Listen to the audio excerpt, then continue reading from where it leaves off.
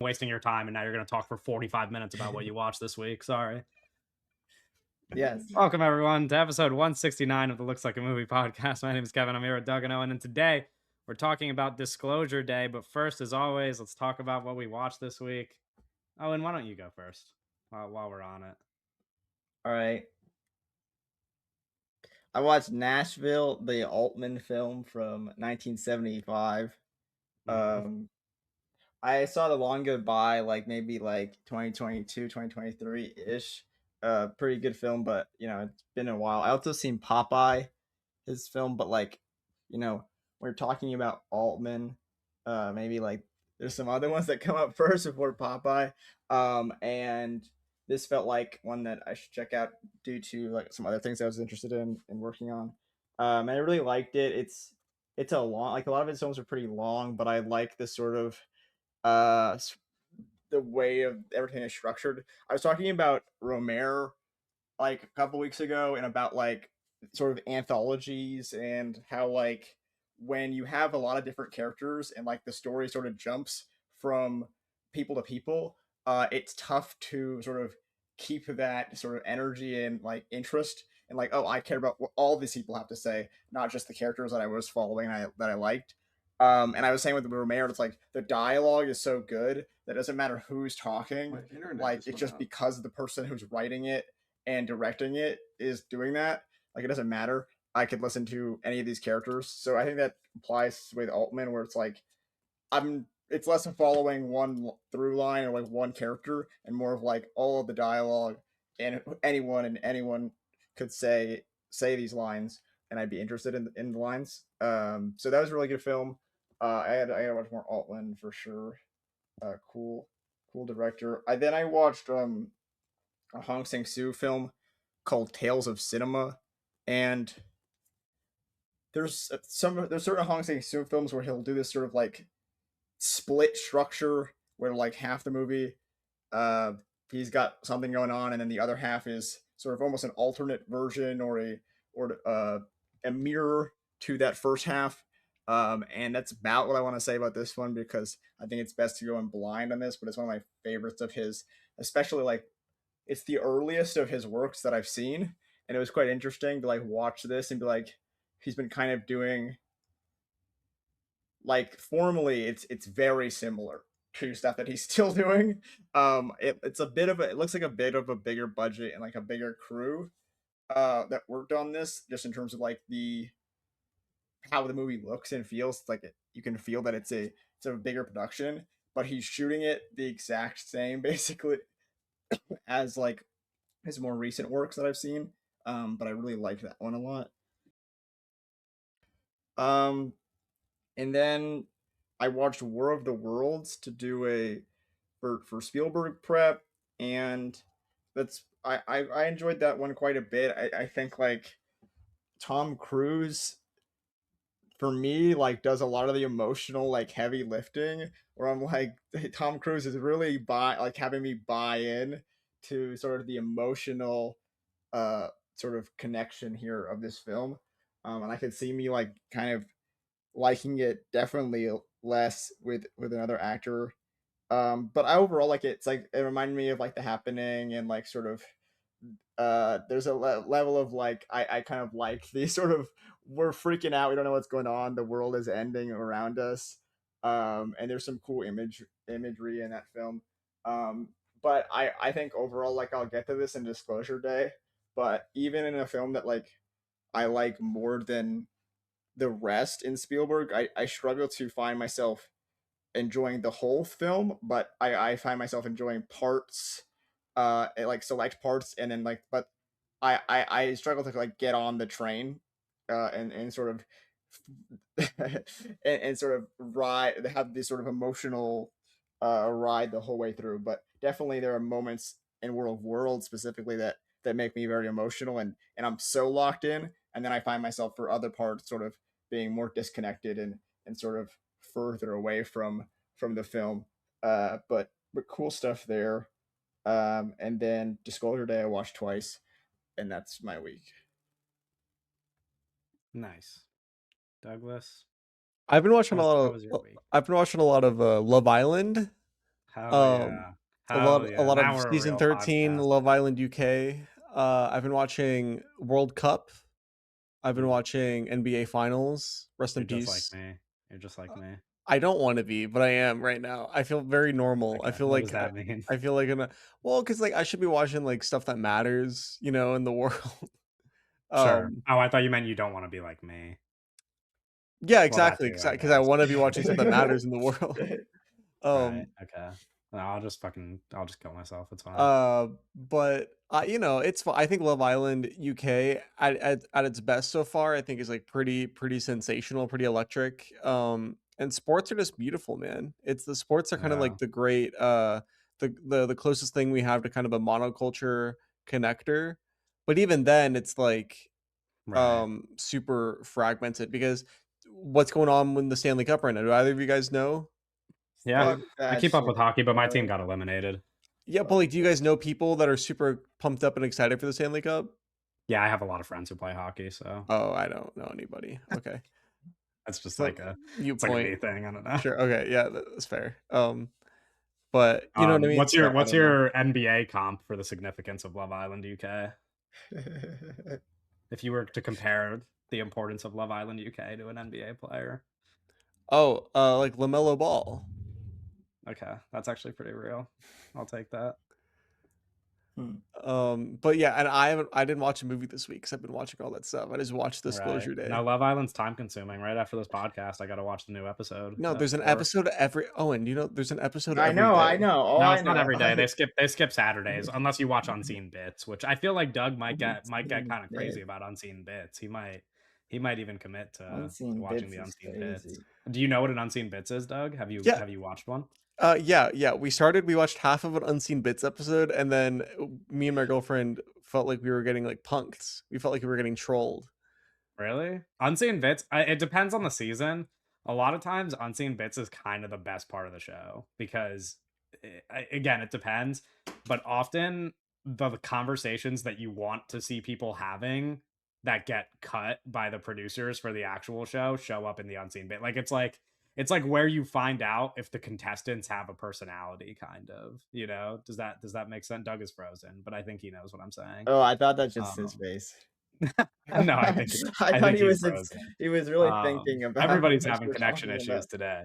Uh, Damn. anyway, I'll keep rambling about Love Island while Doug Yeah, works yeah, on yeah. that. What I was saying is like on the unseen, because I was actually having a conversation yesterday with friend of the pod Hannah about Love Island, and we were talking about how the producers kind of like don't appeal to the fans in some ways, and how like a lot of the conversations that would be the most fun to watch from the viewer perspective, like a lot of the like I don't know what the phrasing for it would be, but like more challenging, more like interesting topics that would Right. make these people not seem like morons, just like don't get airtime. Like they're not allowed to talk about like politics or like whatever. In the past they kind of were. And there was an episode this week where it felt like for a second we were getting some classic Love Island because there was a battle of the genders, a battle of the sexes, and Of course.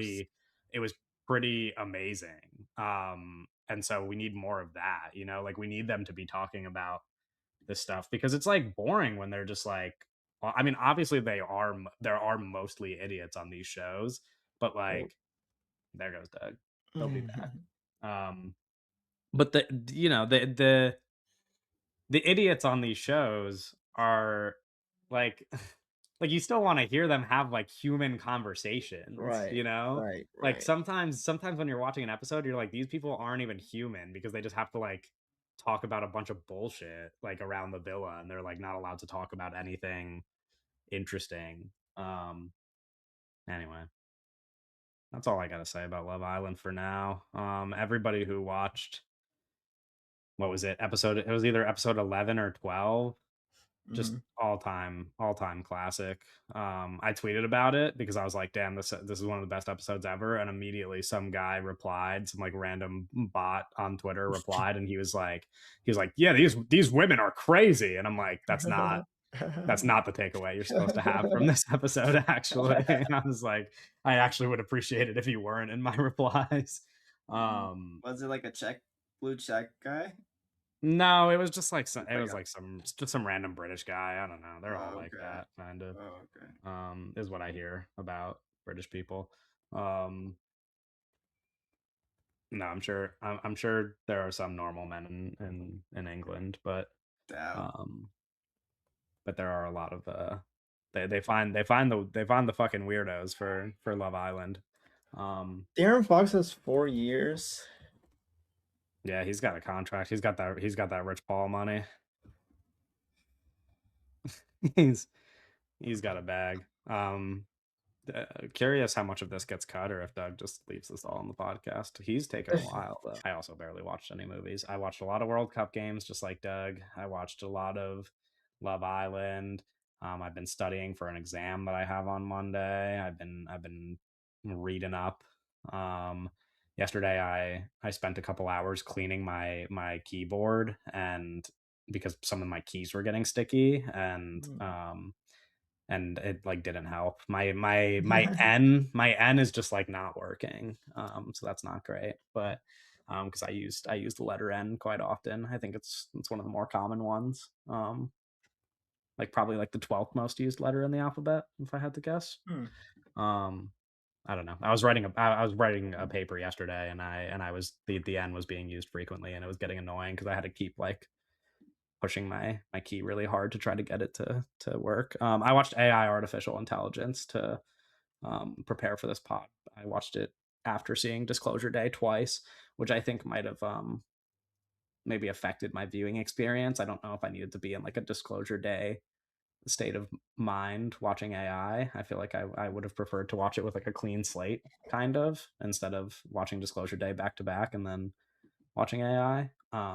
But it's a very good movie that I really enjoyed, and it was kind of overwhelming, and I'm still forming my opinions on it. But um, Disclosure Day has Haley been on my mind too much Joel because we have to do a Osment. Yeah. podcast about it. So AI, famously a movie that Stanley Kubrick directed via fax machine. yes, yeah, that's what they say. Um, it was good. I liked it. Anyway, Disclosure Day. I was gonna hit you guys with some Steven Spielberg trivia, and I was Yeah. trying to like, I was like, well, because I saw somebody tweet, about a movie on Letterboxd being like Steven Spielberg's most popular movie on Letterboxd, Oh, which I assume you guys already know what that is, but it is yeah. like a little bit shocking to me when like whenever I see it, I'm just like, why is that the most Yeah, I feel like popular one on his Letterbox Letterboxd? has a lot of that weird like it's Um, like this makes you look at someone's so filmography and it's like what the fuck am I looking at? This is all yeah. scrambled. So I was gonna quiz you guys on like his top 10 most popular movies, but I was like, that's kind of boring. So instead I looked at the average ratings, and then I was like, oh, this is maybe not what you would expect. Kind of. I don't know. So anyway, top 10 highest rated Steven Spielberg movies on the board, according to Letterboxd. Schindler's List. That is number one. Yeah. Park, Crazy. Jurassic Actually, Park. can you get them? Can you get them in Oh, order from Yeah, like I two. 1 think to 10? I think so. Okay. Okay. So I knew that Schindler's List was 1, 2.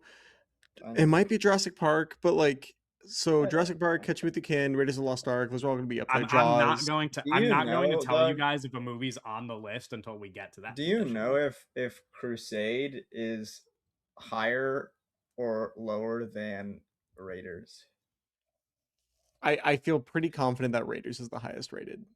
of But the? it could be one of those things It's though like where, 1 point. yeah. Yeah. Yeah.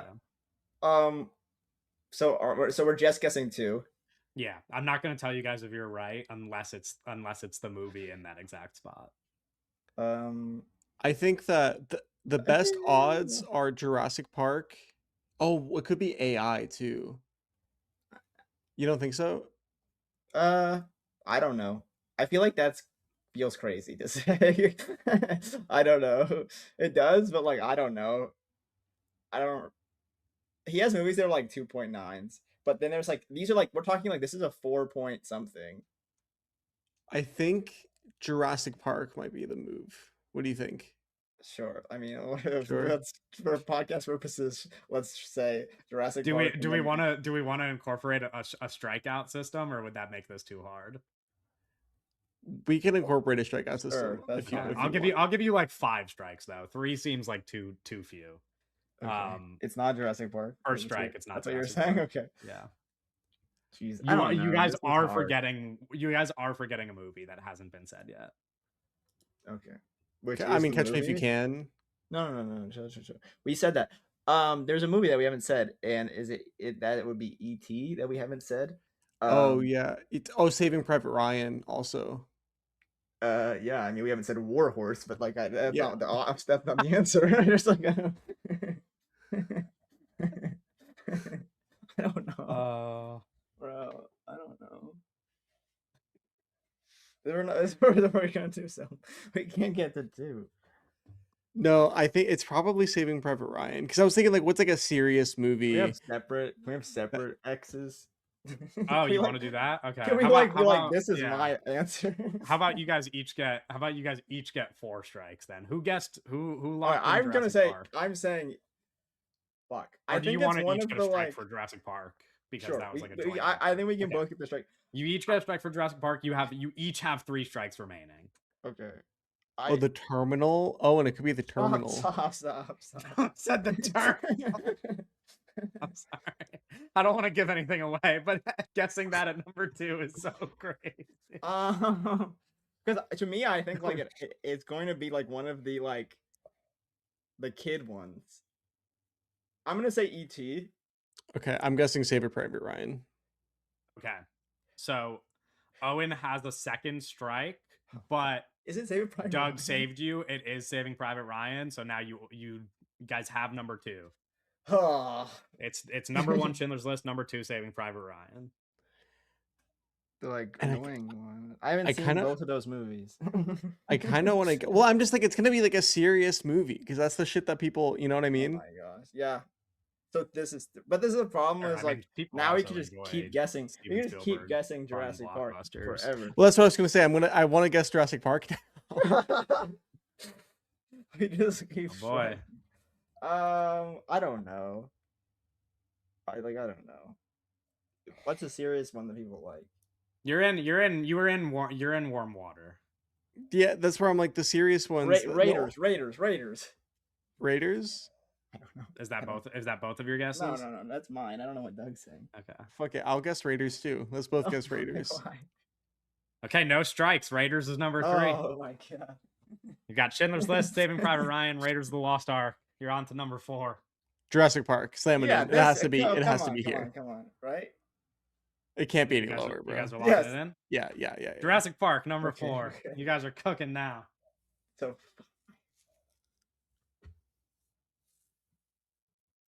I feel like I'm forgetting a movie. Well, now fuck. I feel like I have no idea what E.T. is rated. That's what I was thinking. E.T. I don't know. I don't know what Jaws is rated either. Oh, You Wait, are it's Jaws. still. I will say the Fuck. the back 4 is where you guys are really gonna get in trouble. Numbers 5 and 6, I think you're still in. Damn. You were still in the correct headspace, or with what you were discussing. You know what? I think this is a movie that I don't love. And I love some. Well, I don't really love a lot of the movies you've already said, but this movie I don't really love. But I think that we're kind of getting close to Catch Me If You Can territory because it's his most popular movie on Letterboxd, right? Yes, but you could argue that because it's his most popular movie, it has more ratings, so the fucking like it flatlines a little more. Flatline like Blade. I don't know.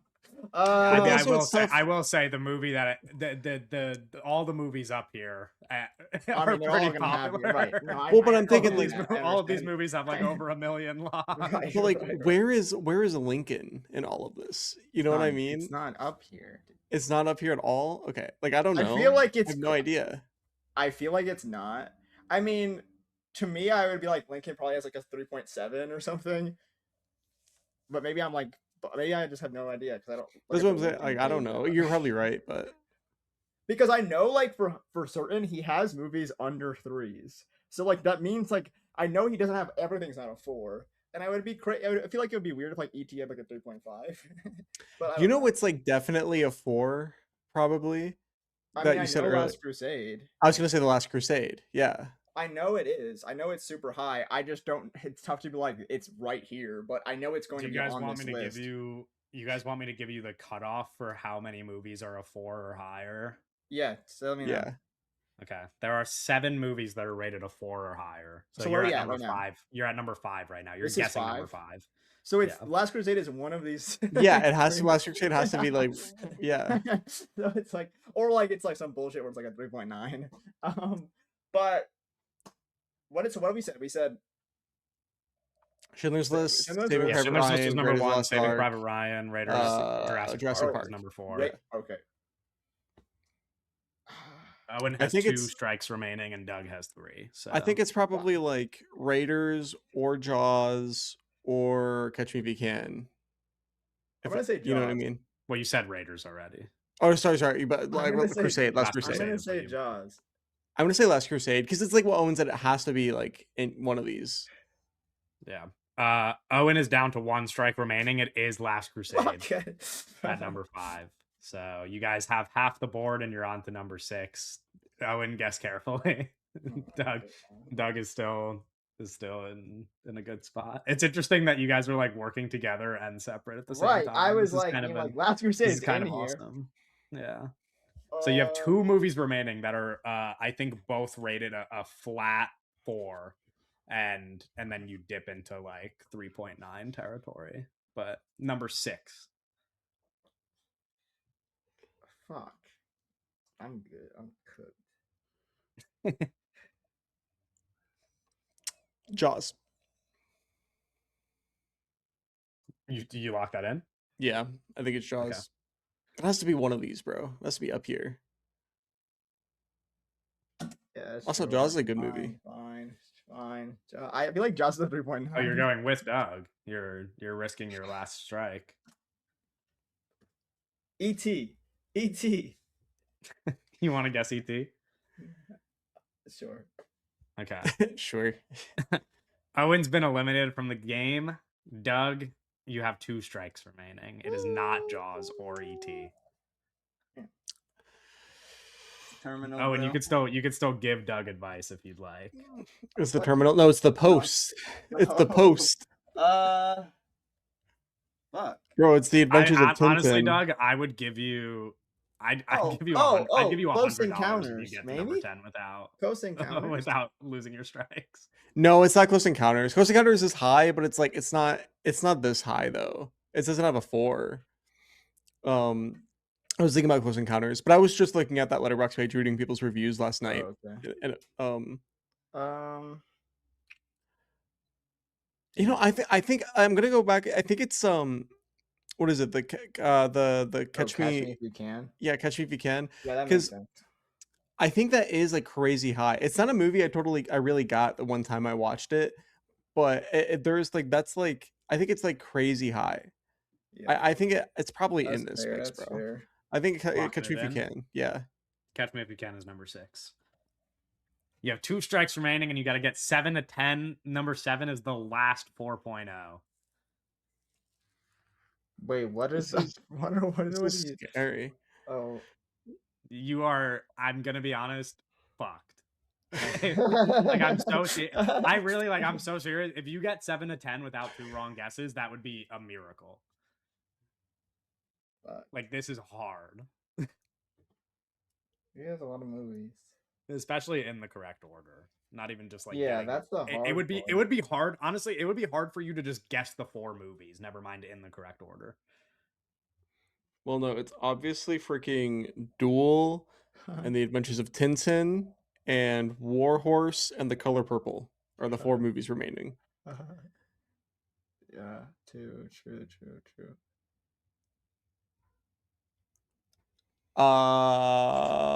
Jurassic Park: The Lost World is also up there. He has some stinkers. VFG. Yeah. Yeah, no, the BFG's up here. Ready Player One. No, I don't know. I guess It's like funny because you're making jokes, but like some of these jokes are gonna come back to haunt you. Ready Player One probably has some stupid ass rating. It does. It probably has like a 3.5 or something, which is also probably crazy. It's really high. I mean, it could be Munich. I don't know. I really don't know a lot about Munich. What is on this pod? Amistad. I have no idea. Um, I don't know. Who can say? AI? maybe. I was thinking AI. I was thinking. So here's what I was really thinking. I was thinking like AI. I was Minority thinking Report? AI. No, it's not Minority Report, but I was thinking AI. I was thinking Jaws. I was Wait, did thinking we say Jaws? No? what? Well, you haven't guessed it. I mean, well, that's not true. Doug did guess it earlier, but it was And then Oh, Owen guessed it. incorrect. so Jaws, Owen I guessed would, it, okay. sorry. It Jaws feels is still in crazy for play. Jaws to be any It's still in lower. play, but it was wrong the last I was time. thinking like it's like here it's probably Jaws. It could be like something crazy like Adventures of Tintin. It No. could be AI. It could be the Fablemans. Oh, interesting. I don't think it's The West Side Fablemans Story. above the Jaws feels like so crazy. Yeah, But I you're don't know. right. No, I think you're right. But I feel like it's kind of crazy for Jaws to be like here anyway. I feel like it's like Spielberg is like when he's talking about Spielberg, it's like Jaws, Jurassic Park. I'm gonna Like- guess Jaws again. Okay. You have one guess remaining. It is not Jaws. Well, it's stupid because like Jaws is probably the next Honestly, Jaws probably the next it is crazy to me. It is crazy to me as a Jaws lover because Bro, I I don't even think like I that think movie. based on It's crazy. based on what I've Let me observed, look what Jaws is. I think the Jaws letterboxed score took a hit recently. I don't know what Oh, because of caused the that, re-release. but when I okay. last logged it, it had above a 4, and it obviously, since it's not number 7, it no longer has a 4. But I don't know why people hate on Jaws now. Yeah, but this okay. Kingdom I'm of the like Crystal bowing. Skull. I'm bowing out and looking at this. This is crazy. did you look at the list? This is crazy. What the fuck? Yeah, this is what if Doug could get this, it would be the most impressive thing in the world. That's what I said. Like it's Yeah, there's no, no no. way you could do it with one mistake remaining. No, I don't know. My thing is like if it's not Jaws, it's not ET, right? Because Jaws has to be higher than ET. Because I think like if you don't like Jaws, you're gonna really dislike ET because it's like Jaws but without any exciting things going on, you know? Yeah. Okay, I'll give you one hint here just to give you a chance to get the back 3. For number 7, think modern. Okay, well then it's the Fablemans then. Yeah, because it's not West Side Story. There you go. It's the Fableman. So you have 8, 9, and 10. I'm not gonna give you any hints for these. Just see if you can There's get not a shot he gets this one. See if you could just name the 3 movies, not even in order. Just try to name 8, 9, and 10, the movies. Okay, so is Jaws in the mix here? Yes. Yeah, okay, Jaws. I'm assuming it's not ET then, if you guys are like No, it's okay. not ET. Oh, don't tell him that. Well, I thought we were. Eventually the list of options is gonna get too short. I still like if I told him everything it wasn't, I still don't even think he gets. I don't think he's named one of these. Well, no, that's not true. He named it. He named one of them, but Well, no, I don't think he named one of them, but he wasn't being serious. Okay. No, I think the last one, I swear he never said. No, but you telling him that is gonna make him think of it, maybe. Okay, then I think it's probably Jaws. I don't know. Jaws, Minority Report, Okay. and The Color Purple. Not bad. Color Purple number 8, Jaws number 9, What? Empire of the Sun number 10. Oh, bro, nobody Empire ever of the talks Sun is about that movie. That's so great. crazy. Wait, that's crazy. Insane list that the Fablemans and the Color Purple are above Jaws. And that then has to be E.T. recent. and Close Encounters. Yeah, E.T. and Close Encounters And are then 11 and 12. Duel. You joked about Duel. Duel is number 13. Duel so it's is not higher too than far like off. AI and stuff. Yeah. Oh wow, man! Really, nobody talks about Empire of the Sun. This is crazy. And also, I don't even follow very many people that love it. No, yeah. I mean, the difference between like it's because it only has a rating and average rating for some of these is interesting. I think we did pretty good, all things considered. Yeah, no, I mean, like I said, that back half is hard to guess. Also, what is Night Gallery? What the fuck? That's a tough one. Bro, you're Anyway, on night gallery. that could that could bring us to Disclosure Day, which I think is number like It's 24 on the list or in something. between. It is one below War of the Worlds, but one above Ready Player Ready One. Player One. Yeah. Yeah, So War of the Worlds. pretty I knew was like a lower Under rated one, but Warhorse, that's bro. yeah. yeah. So Fuck. where do we start? I went to the New York premiere of this movie, which Yes. was pretty fun. Shout Yeah, you out. sat Challenger style in between Emily Blunt and Josh O'Connor. No, Oh yeah. I wish. But they were so I'll give people some insight. I was invited by a friend. I was not invited by Universal Pictures, but Universal Pictures invited friend of the pod Cooper, and Cooper invited friend of the pod me, and then host of the pod me, and then we attended together. It was cool. There was a lot of like chaos outside the like chaos in the sense that like I don't know, like when I went to the trap thing, it was very like it's in Alice Tully and like you just kind of like go inside. And this one was like there's a giant Disclosure Day billboard and the street is like blocked off Right. with security guards and there's like a crowd of people watching. And then we're just like walking past the crowd and like we had to go up to a gate and the way that you went in through security was very confusing to me. I feel like it could have been significantly more organized. There was just kind of like, there was kind of like a barrier and like a security guard there, and then multiple like representatives, depending on like who they invited, were just like walking up and would like ask you who you were with, and they were like, "Are you press?" And we were like, "Not exactly." And then like they were like, and they just like ignored us, and then like they would ignore us.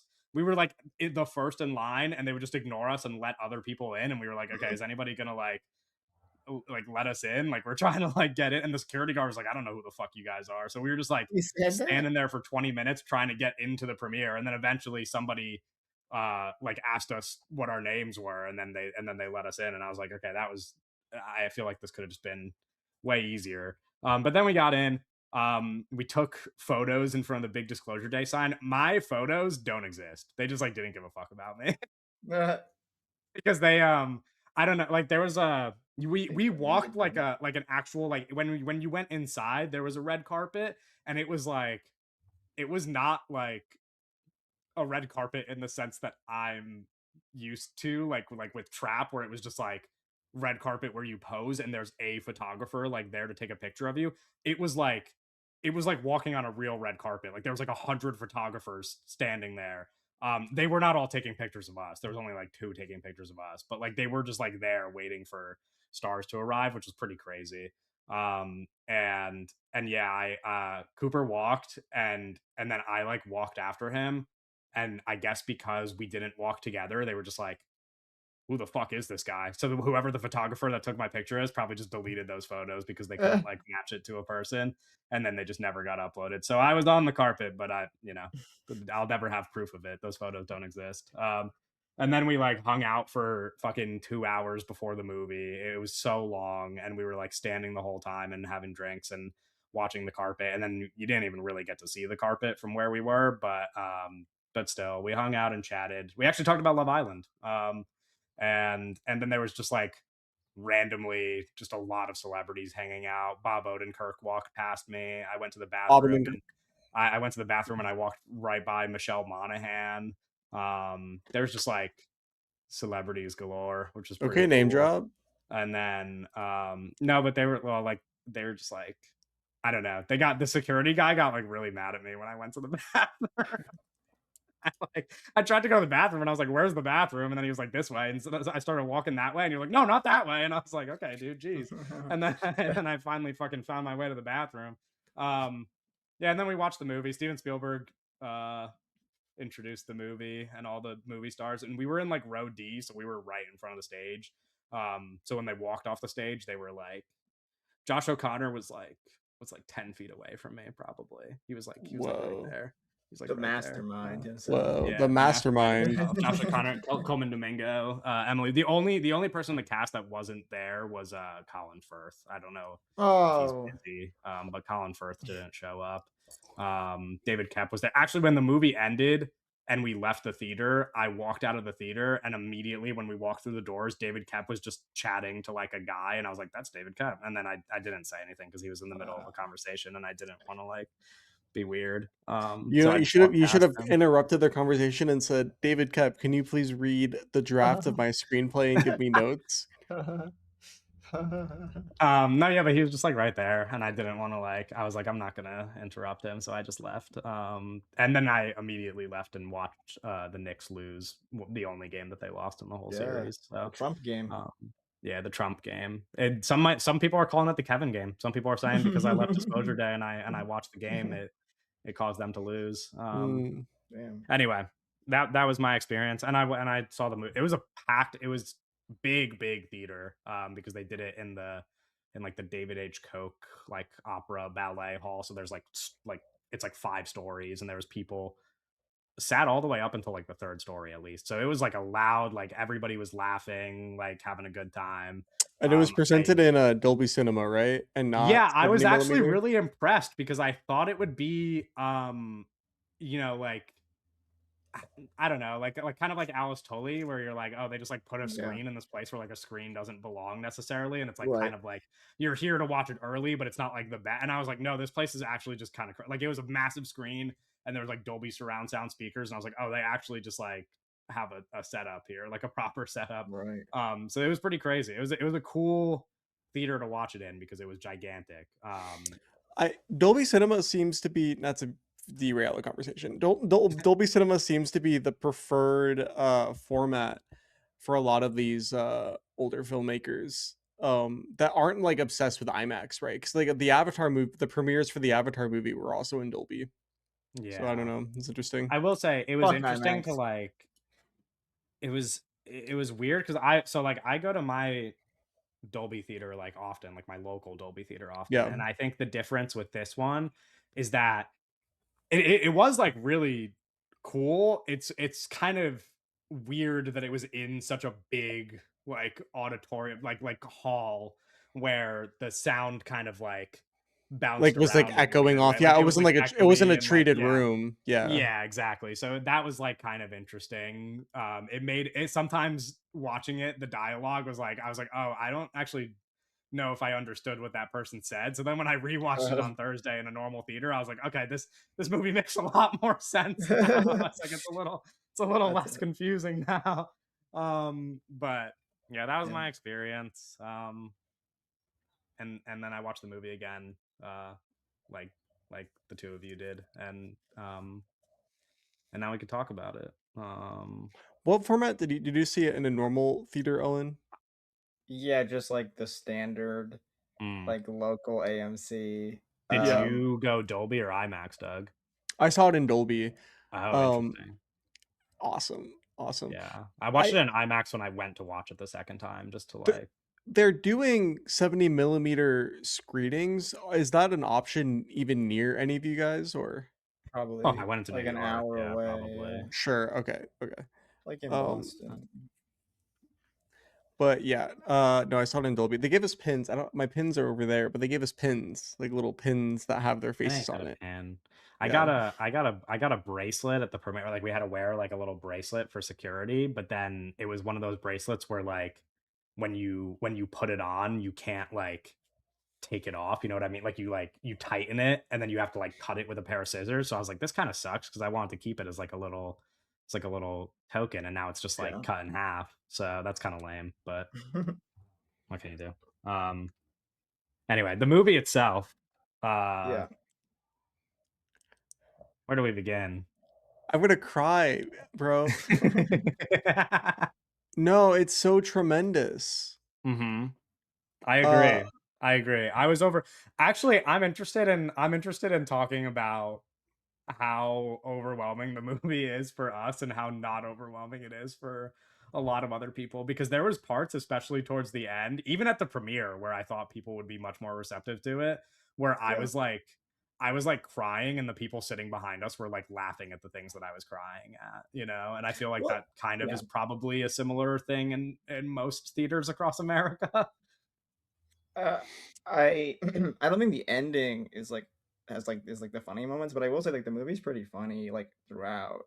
But I Yeah, understand what you're saying. I just that was something that like I came away with like kind of immediately. I was like, this there's like funny like bits in the movie that it's are like like goofy. Like I feel right. like Well, there's goofy is like the the right movie like the word. opening not even like the wrestling stuff going on or whatever, but like there's the scene where like Josh O'Connor is like taking over and like the guy's sitting in the back seat and he's just like get what are you doing, like get out of the it's just like silly little things like that like weren't something like that had to be in the movie but like was obviously like I love there's a scene where like they have to destroy the phone and like Oh he yeah, has and then like and he keeps he missing gets it. out and he Like misses and it's like Yeah. so like it's like Russell old Wyatt was funny. it's jolly like Hi, old Russell. man humor. What did you say? He said Russell Wyatt. That feels like a guy. But like it's like jolly little like old man humor almost. But I like the idea of like them like really struggling to like run over the iPhone. I thought Yeah. there's some good comedy bits in There's kind of a lot of like old man humor, I would it. Yeah, say. yeah. Like Which is there's a like good amount of silly. I jokes don't where you're know. like, this is old guy. But yeah, I It's like nice. It's that. fun to like take a moment to have like a little laugh. Well, I think just like in the like I think because of the knowledge of like who's making it, I'm like I actually like I think this is funnier because it is just like old man humor, and I'm like I don't know, I kind of feel like my heart's in it, you know. So um it makes me more inclined to laugh at it. No, but yeah, I cried like a lot. Um and I assume Doug did the same, maybe even more than me. Well, no. But like the ending of the movie, I'm not a bitch. The ending of the Okay. movie was Whoa, just whoa, whoa. was Whoa. was uh Whoa. okay, chill, damn. Uh the ending of the movie was just really overwhelming, you know? And I was thinking a lot about this movie. I was thinking so much about this movie. It's like I was thinking about Godard and I was thinking about In which um way? well, so not to invoke Zionism in any way, but like Continue. but Godard he has like Godard said that um cinema is a failure because the Holocaust was able to happen and and with and it wasn't documented, um right? So he's like, what's the point of these cameras, you know?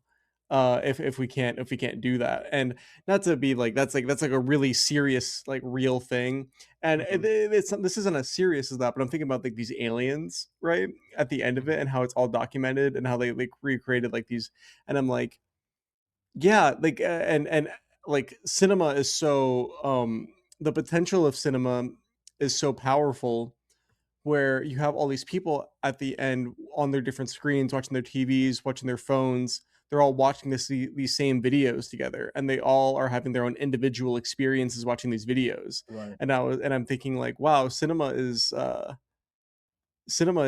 really the most, I don't know. It's just so insane. And then I was thinking about how it's kind of Spielberg meditating on his own individual place in cinematic culture where like everybody was watching all of his movies, right? You know, like Mhm. Jaws and Raiders of the Lost Ark and E.T. These are things that like everybody in the entire world were watching. And then I was thinking about how the first shot of this movie is a man stomping on the camera, right? Yes. There's just I don't know. I think there's a lot there, and I haven't worked I haven't worked all the way through it, but I think that there's a lot there about on like a metatextual level about the medium itself. Right.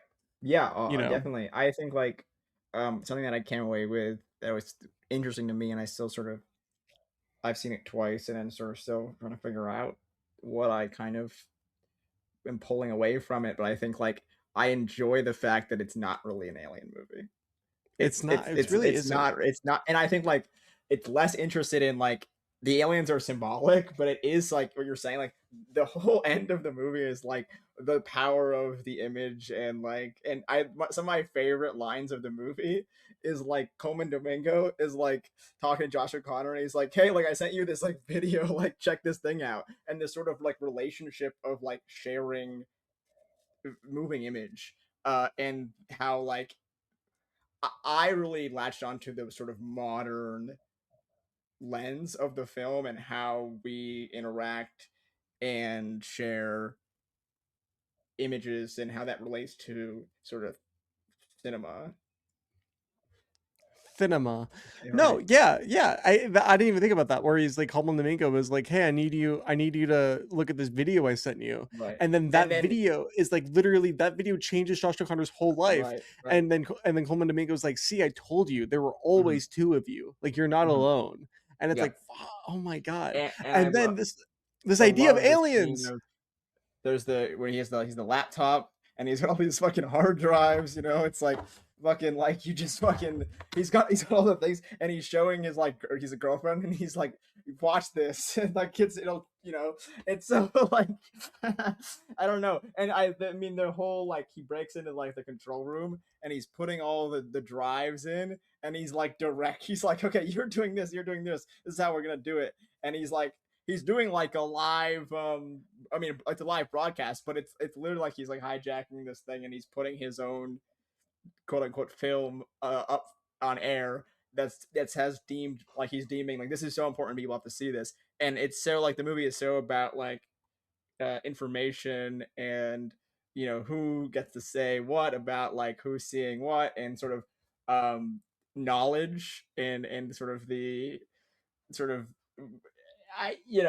the understanding and who it's really fascinating. There's a lot. I feel like it's so dense, and there's just a billion fucking ideas like bouncing at once. Um, but I really, it's one that I think I find myself fascinated and thinking about a lot. But I didn't really a lot of that like I just wasn't going into it like expecting.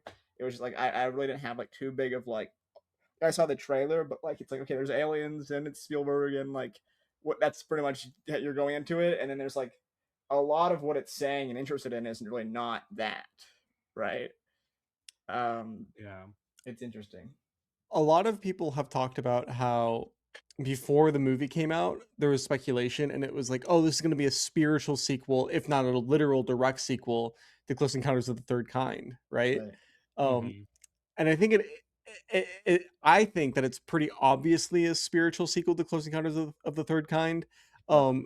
for a number of reasons. But uh, I think like it's just both of these characters, the Emily Blunt and the Josh O'Connor characters, they're both just like the same archetype as the main character, as the what's his name, Oh, and Close Encounter. yeah, of Close Encounters, Well, they're just where because Spielberg archetypes. They're just like it's just more Spielberg. Sure. yeah, but like in Close Encounters, this whole thing, like His name is Richard his Dreyfuss's yeah, character. Richard Dreyfuss. His whole character is like, I have a purpose and I don't know what it is, and I'm searching Right. for it, and I'm Yes. so unsatisfied with my life. Like I Yes. have a wife and I have children and I live in a suburb and I'm so unsatisfied and nobody understands me, right? Yes. And he's That's like, and he's very searching Emily for this Blunt. thing, and it's just the aliens, and like that's it. At the end of the movie, it's like the aliens are his higher calling. He's gonna Yeah. go hang out with them. Well, it also is sort of like this because there's this whole like part of the movie where like it's this thing of like I know there's something like going on or like sort of deep inside of me and sort of something in my past that like I haven't fully reckoned with and like you think about like sort of the Spielbergian like divorce like parents all like the sort of childhood stuff that he's been like sort of reckoning with and dealing with his whole career and it's like I don't want to there's sort of like this lens of like I don't want to there's like they're like okay you gotta like talk about the thing that happened when you were a kid that you don't want to talk about and she's like no no no no no and then like Yeah. but so that's a whole sort of like I don't know. My favorite scene in the movie is the movie. There's a scene where Emily Blunt and Josh O'Connor, when they first meet up, like the movie really sort of explodes for me. But there's a scene where they're in the forest and Josh O'Connor like asks Emily Blunt because Emily Blunt like has this like superpower where she can like read everyone and she knows everyone better than they know themselves. She And he becomes like an empathy machine. and Josh Yeah. O'Connor is like he says like, remember when you were like a young kid or something, and then he's basically like, tell me about me when I was little. Like, and it's I think that's and then there's the fox that shows up, and it's such a small little scene, but I think it really that's the crux of like that relationship, and the way that they kind of come together is really what, like, sort of is the emotional core and connective sort of layer for me, and what I sort of get out of this film the most. And I found myself like I really wanted to watch it again, because I think like there's a once they meet, it hits the second gear, and I was sort of totally locked in. And I wanted to watch it again to see if like if it I felt differently about the first half or whatever. And I think the first half's fine, but I think that back half is really what I think works a lot. So I again, like I said with World of Worlds, I think like there's parts that really work for me, and there's parts that I'm like, this is whatever, this is fine. But once Josh and Emily's characters sort of connect, and they're sort of figuring out what how they sort of their paths cross, and I think that's the stuff that I really uh enjoy the most. Yeah. It's interesting to like well, it's interesting to hear you guys talk so much about the metatextual stuff because there is just like a lot of it, I guess. And that There's was so like much stuff. yeah, there is, and I think what's interesting to me is that like that's probably what makes it such a rich text if you watch it over and over again. I feel like when I was watching it the first time, especially like at the premiere, I was mostly just overwhelmed by a lot of like the literal stuff, which Doug hinted at, which is like all the stuff about empathy is like really what like made Yeah. me cry for the whole back half of the movie. I mean, there's also like I think it's interesting as well that like that the whole like which is also like literal stuff like involving like truth and like kind of the government like protecting this information. That stuff is like interesting to me. It's also like viewing it literally is like not as interesting because Spielberg Right. isn't really like grappling with reality that much where like like people are responding to like aliens being tortured, and in reality like the government just like does that shit to humans like would Right, cover it up right. if they were doing that shit to humans. But Yeah. like but the stuff about empathy specifically, like when Coleman Domingo has that conversation with Yes. Colin Firth in like the model home, and That's he a kind of great tells him, scene. he's like, the aliens like aliens understand empathy, and like this idea that like empathy is what's going to save humanity is like Yeah. I think what made it click for me, like what made it so overwhelming for me when they were like showing the videos to people, is that it's like it puts life in perspective in a way that I think was just like overwhelming to me, where it's like if you knew that aliens existed and like you had this kind of like obviously everybody speculates that aliens exist, but if we did Right. know, and it's like and that it's like actually challenging your faith, and like and it gives you like a whole new perspective on like what it means to be alive, then like the shit that still matters to us is just like people you care about. Like when Emily Right. Blunt's like doing like the scene you were talking about where Emily Blunt is like going around and like and turning into like other people. I'm just like, yeah, I don't know, dude. Like it's like if aliens existed, like it would probably just put more in perspective that like the most meaningful thing in the world is just that you have like friends and family. And that's kind of what made it really overwhelming, was like people watching that newscast and like discovering this information, and the fact that like that shit would kind of not change anything for me. So um what I was thinking about that newscast, um, and I think because here's the thing, right? Here's the deal. That shit, it would not be really that big of a deal if it actually happened. You know what I mean? not like Well, not today. no, like, no, exactly. It It's really like wouldn't. you It gotta move on next day. it's Like, what are you gonna yeah, Yeah, do? Like, you gotta go it's back to work, it bro. would be a big deal, but it wouldn't like it would not be be as big. covered in the same It way. would not Yeah. be the thing that like this movie suggests it would be, bro. Yeah. Like aliens are not getting top coverage over World War III. It's not happening. And but it, it's also like, okay, we live in a post-truth world, I think pretty firmly. Where Yeah. like the reality of truth, and it's not a good thing, but like the reality of the like reality and truths don't really matter to people anymore. We kind of live in a post-truth world, and I'm thinking like Disclosure Day feels like um Steven Spielberg looking for the truth that would break through and unite people in the Right, post-truth right, world, right. right? Yeah. And he kind of has circled on aliens here because obviously he has this lifelong fascination with the aliens, and aliens are Right. amazing, you know. But like, I don't think that that actually breaks through like that. I think what kind of could, and it gets a little bit heady, and why I it makes me so emotional, is because you're twisting aliens, right? It's not about the aliens Right. are real. It's this idea that you are not alone. You know, Yes. it's like Yeah. you know, it's like you are not alone. It's him on the phone telling both of them like, hey, there were always two of you and there will always be two of you. And then now it's Emily Blunt going on and talking to the whole world and saying to everybody, it's like, you know, you are not alone. And going to every person and saying like, hey, it's okay, like I understand you, you know. Mhm. I could see you, I understand what's going on and why you feel this way. And like that is crazy to me. That's Yeah. crazy to me, right? I don't know. No, I agree. I agree. I, it's hard to like, I don't know.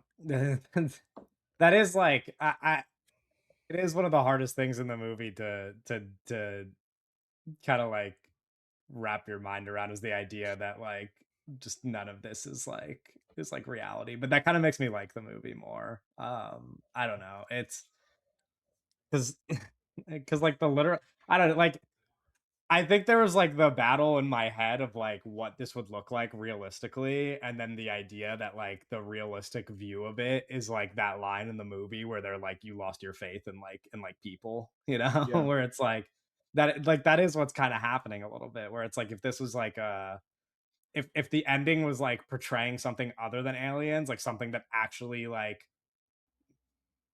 people should be empathetic towards, that's like a real thing that our government would do, which like I don't know, could also just be torturing aliens, like who's to say. But um yeah, I don't know, like I just wouldn't have faith in people. You know? So it's like, so it's nice that the movie is like saying that about that character, and then it does the opposite.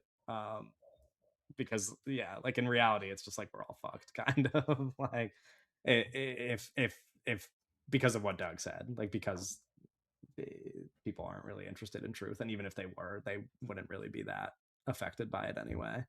um Yeah, it's just that's the nature of society right now.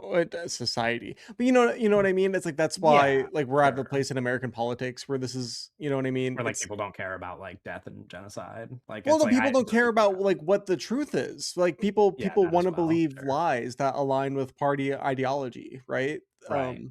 Like Yeah, I just find it difficult to like imagine a world where people would care about aliens being tortured and not like other well, human beings, you know. I find it Like, difficult to imagine a world where people even give a shit about aliens being real.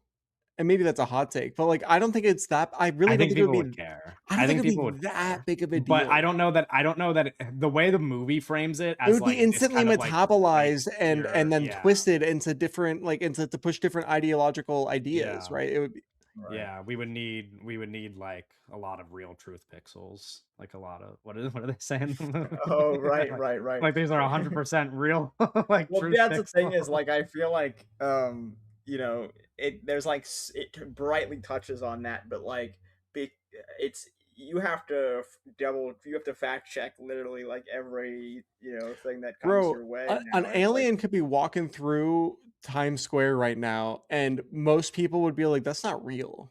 Like and it could right, right, physically be right, walking through like right, actual real right. life Times Square. Like Yeah. Yeah, it's like Well, really people in advanced. Times Square, they got all kinds of costumes. Yeah, So that's what I'm saying. Like, right, see they got exactly new age exactly. new age tech in Times Square. So, yeah. somebody just spent a lot of money on that. Um anyway, what about performances? I think Emily Blunt's incredible. It's like I think she's I wasn't like I feel like this recently I like her stock in my eyes has just keep keep rising. I never like was like anti Emily Blunt, but I feel like the past year or two I've been like I've just been seeing like a new side of her in terms of I mean she does a lot here. Yeah. And I think it's really great.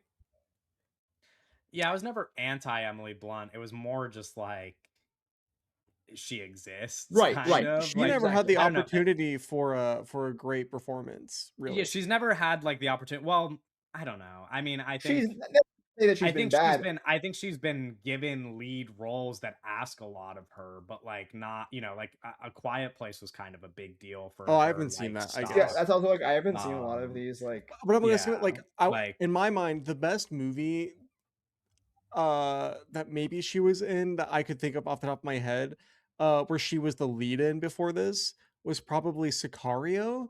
yeah, she's But good in she doesn't Sicario. have a Yeah. lot to do compared to the other two men in the movie. I haven't Like, She seen that doesn't, one.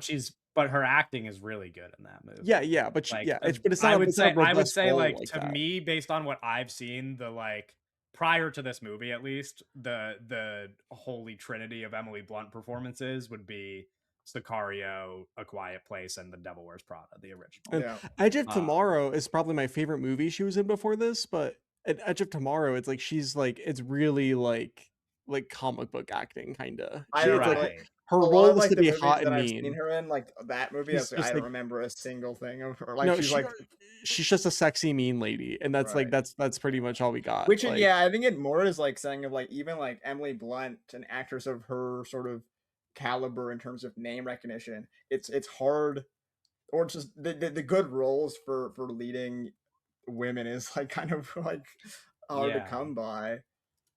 She does have she has been in a lot of big Like, she's movies. good in Like, she does have, like, Oppenheimer. box office draw. Yeah, she's good in Oppenheimer. She's not, like, Again, like, a it's just, fully like realized right, character, right. but that, Shout out Nolan for that, but, like, yeah, like, he's just, that's like that's a tricky one where I'm like, I guess you could put Oppenheimer in that top 3 performances and swap I someone wouldn't. else out, but I I think it's a just, good like that's a good movie that she's in.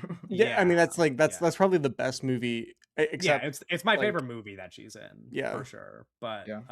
you were gonna say except for Disclosure Day. Yes, Except yeah, for The yeah, Devil yeah. Wears Prada too. I Yeah, was and gonna say then except Owen for would say The Disclosure Devil Wears Day. It's Prada like The too. Devil Wears Wait, Prada 2, actually, do and you like The Disclosure Devil Day. Wears Prada 2 more than Oppenheimer? What are we doing here? What is this? What is this question? No, I just needed to, like, because Fucking apples because and in my oranges. head, I was like, he was gonna say that. Like, I like her performance, and well, it's like I haven't seen Oppenheimer recently, so I don't know. Like, I think she's good. I think she's good in The Devil Wears Prada too. And And she's good in Oppenheimer, but like I don't know. I haven't seen The Girl on the Train, but I read that book when it came out. I remember The Fall Guy. She's bad Yeah, in like that, she's but bad in that movie. yeah. Yeah. Like that kind of movie where I'm like, damn, I don't think I like Emily Blunt. Oh my But god, then I like remember this movie, I'm no, like, actually, wow. I remember I watched that movie, the Netflix movie Pain Hustlers, and when I watched that, I thought that everybody in that cast should, like, be murdered. But I've since moved on from that. Disclosure Day helped me move on from that, actually. Yeah, This what is about the everybody else? I think the consensus is, like, yeah. Emily Blunt, This of is the course. Emily Actually, Blunt movie. But she also like has like she's like doing the most in this movie. yeah, Josh O'Connor and is really good in it, but the thing is like a lot of people you could slide into the Josh O'Connor role, and the movie is still kind of like really incredible. Give me That's options. give Who do you you think? options. Yeah, who do you think Fucking are like other universe like versions of this movie where like someone else? Because I think Josh is really good here. And I think like he has such a great face for movies, and like him being the sort of like uh small I'm not small, I just think like Emily Blunt is doing like this like crazy, like she's talking like 7 different languages, and she's kind of like so much energy, and he's more like kind of fucking scared of like he's freaking the fuck out a little bit. um yeah. so I think like I his found a list of face most popular is an actors in their incredible 30s. face for what that's doing, and he's kind of dripped out like he's Tom Cruise in War of the Worlds with like the jackets and stuff, and I'm like this guy rocks. I think like I'm really I don't know if I would there's a Okay. universe where I like Here's swap him out. here's a list.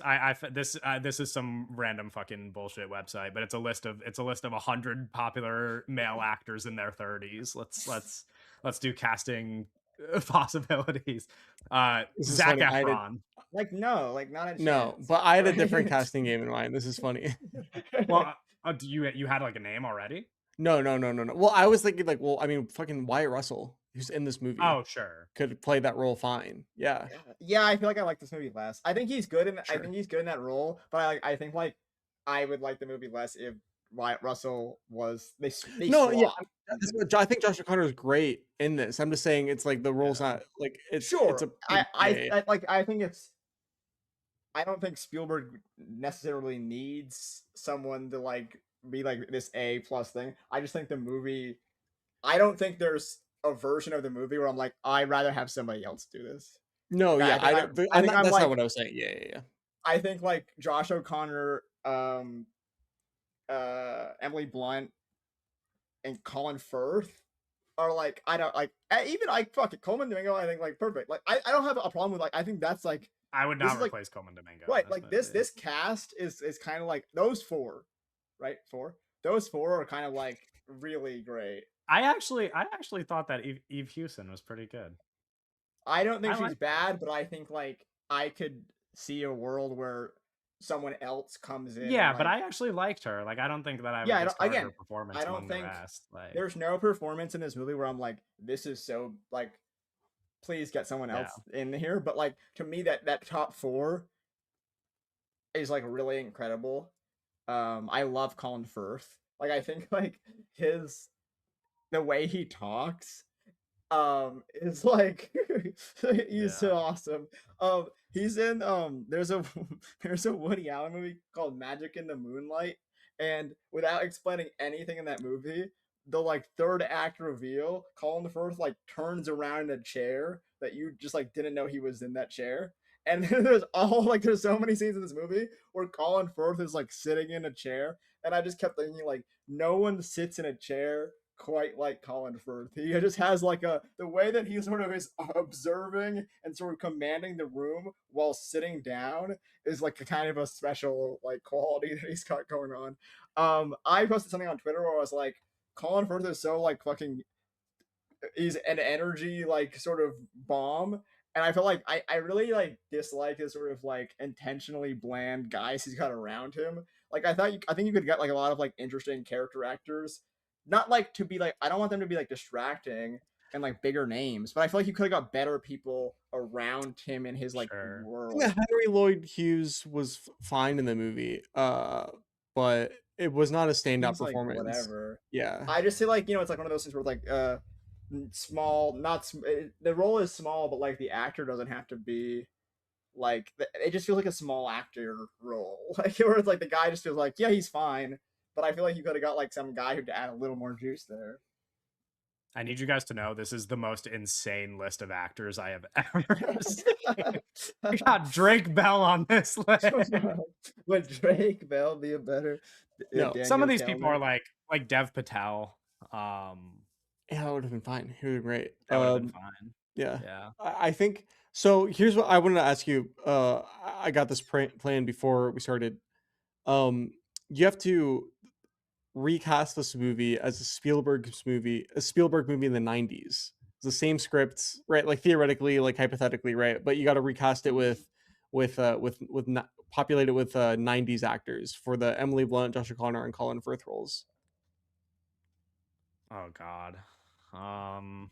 I'd have to I feel like I would have needed to be prepared for you to ask me Um. this. So Now I need to think of actors like at that time. I fuck. can tell you what I said. I guess I would thought like Tom Hanks as the Josh O'Connor role, Juliette Binoche as the Emily Blunt role, and Ray Liotta as Colin Firth. Oh. Ray And then this Liotta. 90s in the 90s Spielberg disclosures Um. Interesting. I'm just looking at popular 90s movies to get a I'm sense of just how looking at old people were Spielberg's in the 90s 90s. movies. But like a lot of Spielberg's 90s movies are like the end of the 90s, which is interesting. Hmm. Whew. Who would fit into the Josh O'Connor role? Um, like Ed Norton. Ed Norton. Ed Norton in the 90s would have been so young, right? He was in Fight Club in the 90s. Well, that was like at the end of the 90s, I guess. That was 99. But um I don't know how old he is. Um Keanu Reeves. Point Break, Keanu Reeves as Josh Also, O'Connor's character would have in been this like a movie. baby, but yeah, yeah. That Not would like I a mean, baby. He's like how old was Keanu Reeves in Point Break? He was 26. That's like fine. What? Josh O'Connor's playing younger than his age in this movie. Right. no, he's not. They're both playing in No, their I late guess 30s. sure. They're both almost 40 in this movie. It's Almost Damn. 40? yeah, Josh O'Connor's playing older and Emily Blunt's playing younger in this movie. Does 40 he is kind of not? Because they're crazy. like the same. Because like when the aliens, because they're like the same age. They're both like 10 years old. They say that Emily Blunt is Yeah, I 38 in guess the so. movie. Sure, Like, sure. Okay. Yeah, I guess you're 40. right. I'm not casting a 40-year-old. Yeah. Well, that's what I mean. I'm like Josh O'Connor's like too young looking. Where I'm like I wouldn't want to. That's why I was thinking like Keanu Reeves or Ed Norton. Like I don't know. I feel I need to think in a different headspace for 40-year-olds. Like somebody who actually looks like they'd be 40. What did you say yours was? I said Tom Hanks. Oh, okay. Sure, yeah. I mean, that's like yeah, it's a pretty easy one. You could just plug in Quick Tom. You count. could plug Tom Hanks into most movies and No, like Tom Hanks Yeah, would have been made it. great as this role in the 90s. I would yeah. like it less. Well, yeah, but you just don't like Tom Hanks. I like Tom Exactly. Hanks. I have no problem. I He's have no really problem good with in that. the Mechas film. Remain? No. Here. Here. Yeah, Yeah, I don't know. it's tough. I'd Especially like have to someone do some 40 in the thinking. 90s. I don't know who did you say for the Emily Blunt? Or you said Juliette Binoche? Yeah. Yeah. I said Juliette Binoche. That's fascinating. Well, it's like because Juliette Binoche was never in a Spielberg movie, I think, and Emily Blunt. This is the first time collaborating, even though Emily Blunt's kind of a star. I don't know. Who was popular in the 90s? Like Emily Blunt level of popular.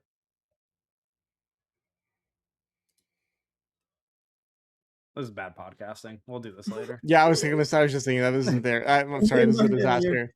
You You just that was not like a that's like a question we need to prepare for. Yeah, You can't blindside us with that one. Doug did research for the question and then got on the I will pod say and though, was like, "Hey, can you guys just do this off the top of your head?" I did like 2 minutes of research on the toilet. It wasn't like I wasn't like in the trenches. Like Sure, but I'd need to just like I don't know. I would I need don't to like they I they would need to popped into consider my my head pretty options. fast. Yeah, but I would just need to like consider my options. I don't know. I'd want it to be good casting. We derailed. Where We were we? did. Sorry, my bad. My bad. great train sequence. Oh, the Like the script. scene where they get into the train and then they go. That's Yeah. great. No, we have to talk about the script. Yeah, I think it's good. Which is the subject of much discussion and divisiveness. I get it. I understand why people don't like it. I Yeah, understand. I same. get it. They don't explain shit in the movie, but I will say this: I think people need to get over themselves a little bit. Well, I think that like I understand if people are critiquing the script from what we were saying before, which is that like it's not like realistically grappling with like like anything like that.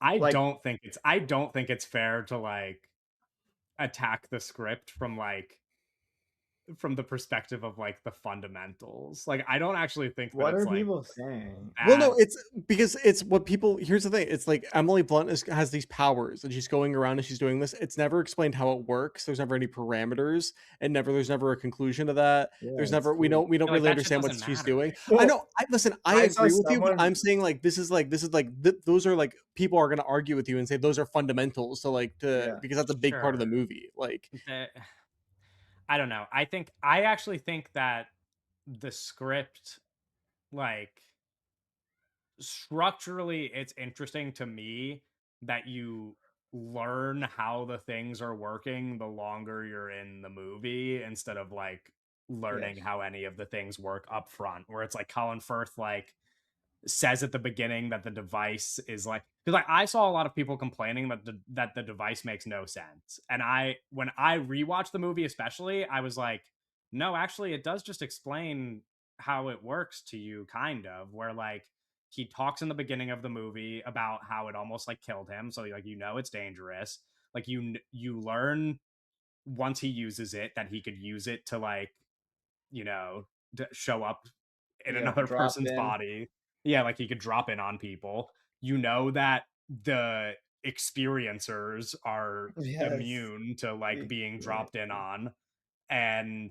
And then later, I think all of the stuff that people would be confused about is only confusing because it's like connected to the themes of the movie and not the logic of the movie, which is just that Uh, like it works for Emily Blunt because because but even then it's explained because the Right, they aliens are the said ones the aliens gave who her him program this. these two people to be able to do this. Aliens gave him these So powers. Aliens gave her these powers. That's all you yeah, need to so know. logically it does also like the aliens gave them the I ability to guess do this stuff. I guess I'm gonna devil's advocate here because and be somebody that I don't agree with, but I, but yeah, I like no man, like the device doesn't make sense. Like it doesn't even like I think that your explanation doesn't make sense because it also makes people invisible, like and shit. It does like it does anything, it does whatever. That's But and it It doesn't does make two sense. things. awesome. No, it also gave Emily Blunt the ability to be an empathy machine. It does what it does whatever, bro. But my thing is like that doesn't matter because we have Coleman Domingo is like it's incomprehensible. I'm like it's fine. Yeah, Like but that's not, it gives Emily Blunt that ability because she was programmed by the aliens, which they explain later at the No, I'm serious. Like it's like the aliens gave her this ability, so of course when she uses the alien device, she could do things with it that other people can't. But for Colin Firth, it does one thing. then And the other guy it makes him invisible when he picks it up.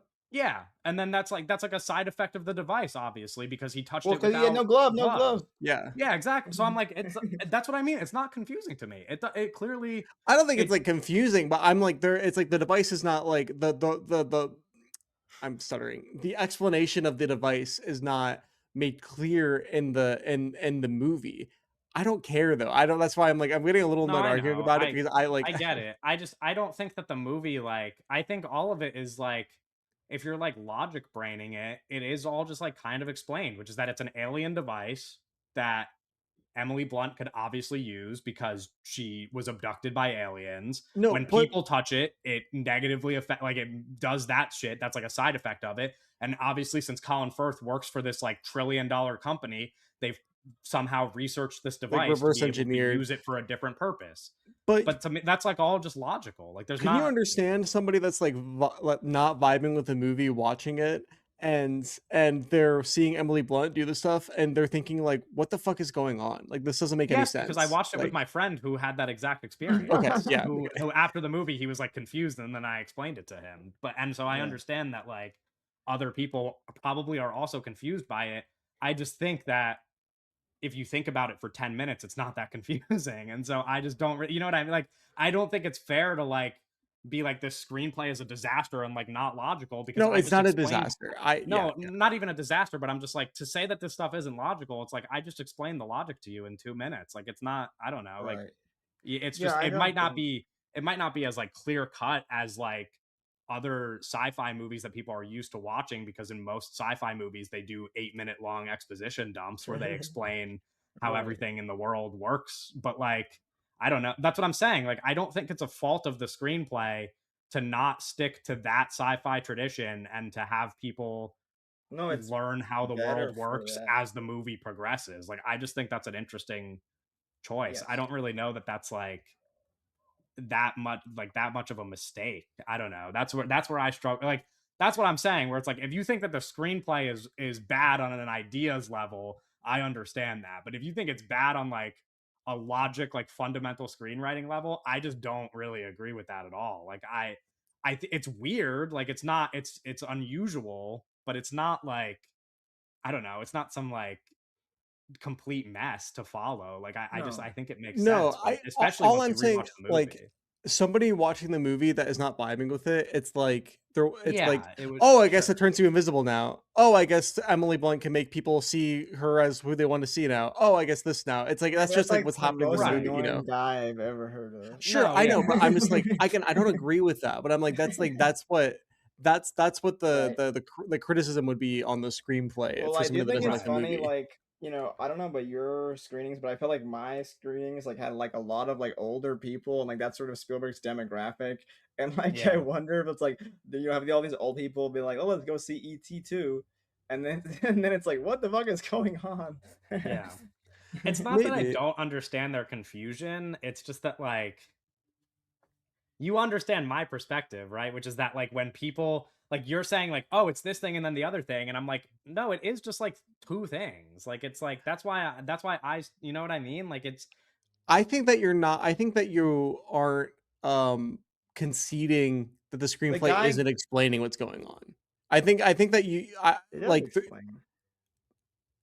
well, The it's just guy explaining it through the events of the movie the instead of guy instead of gets explaining it in invisible and then it's like, dialogue. oh, okay, invisibility is a part of this. sure, Also, like, yeah. I don't know, yeah, I'm like, I don't know, they do just kind of explain stuff. Like that Like, sets up stuff. I don't know. It was There's so much confusing to like me we need to watching it wear the a first glove time. So I'm stuff. not like it's not that I'm not willing to concede that it's confusing. It was confusing to me watching it the first time. I watched it again and then I was like, "Oh, they are just like explaining how all this stuff works." 'Cause I watched it again after seeing people react to it online being like this is confusing. And then I watched it again and I was like, Yeah. it's not that confusing. I don't know. Okay. Like I don't know. I No, I maybe mean, people it's just like, have to I don't watch know. it I don't want to twice, devil's but advocate it too much because, like, I'm watching the movie and I'm like, the magic wand does whatever the movie needs it to do, and I'm more than happy with that because I really like the movie and I want the movie to have to do what it has to sure. do because it's really I get stronger than ideas okay, level. when you But phrase it like, like that I could see that perspective of, like, it's being used Sure. conveniently, I guess. But well, just says there's no concrete, there's no rules yeah. communicated about how No, anything works. It's sure. just the stuff Yeah, happens, and and that's not connected to, like, the stakes then because there's not, like it's just, like, when it needs to do this, it does this. But, like, But I then get it that. they That's have an convenient, invisible but fire truck and the guys run into the fire yeah, truck no, like I don't think it's a bad thing. I'm saying that, like, that's a perspective people have to argue that the screenplay is, like, sure. poorly conceived. Yeah, I sure. I'd concede that it's convenient, but I don't think that it's illogical. Is sure. what I would Yeah, say. okay, that's Yeah, fine. I don't know.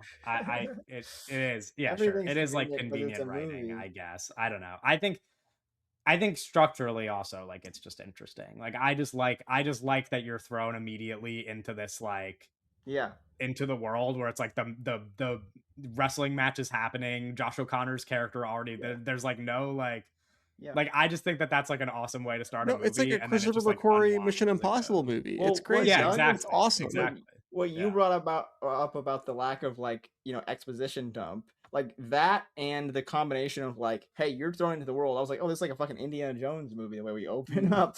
Like this to like the way it opened and then like the way it can continue to carry it like feels of like there's no movie that's gonna come out this year that sort of has this rhythm and structure Oh, I forgot David Kepper wrote Mission Impossible. This is in terms of crazy. like in terms of like a big in terms of a big budget like narratively sort of structured film. Like nothing's gonna be structured like this, and it feels Yeah. like a movie from 20 years ago, 30 years ago because of that.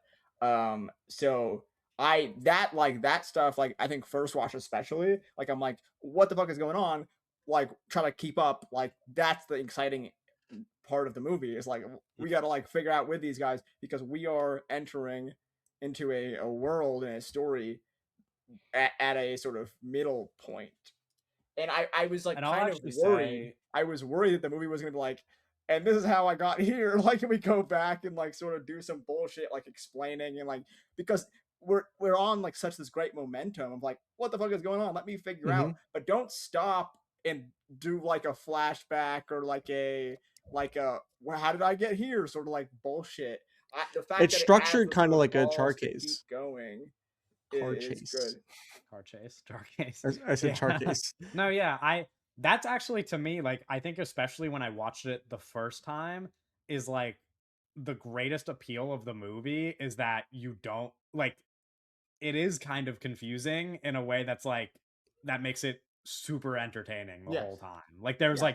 it's confusing just the exact right amount for me. Where when I Right. was watching it the first time, it was so entertaining scene to scene that like I didn't need everything to make sense to me as I was watching it. Like when shit was just like happening and I was like, "Oh, now this is a thing." And like that was Yeah. like that just made it like the most fun movie I've seen all year to me. Like and then when Yes. I rewatched it and I kind of understood it, it was like maybe a little bit of a different movie, but I think that that is like the that's like the appeal of the movie to me that I don't think is going to register for like a half of audiences watching it, which is why the movie is like divisive. Where it's like I think Well, most people watching the movie are not going to be they're not entertained used to by this. it in the same way that I am, where Yeah. I was entertained by each individual scene and not as like a whole, like the whole product. I was just like, this is a thing that we're doing now, and it's like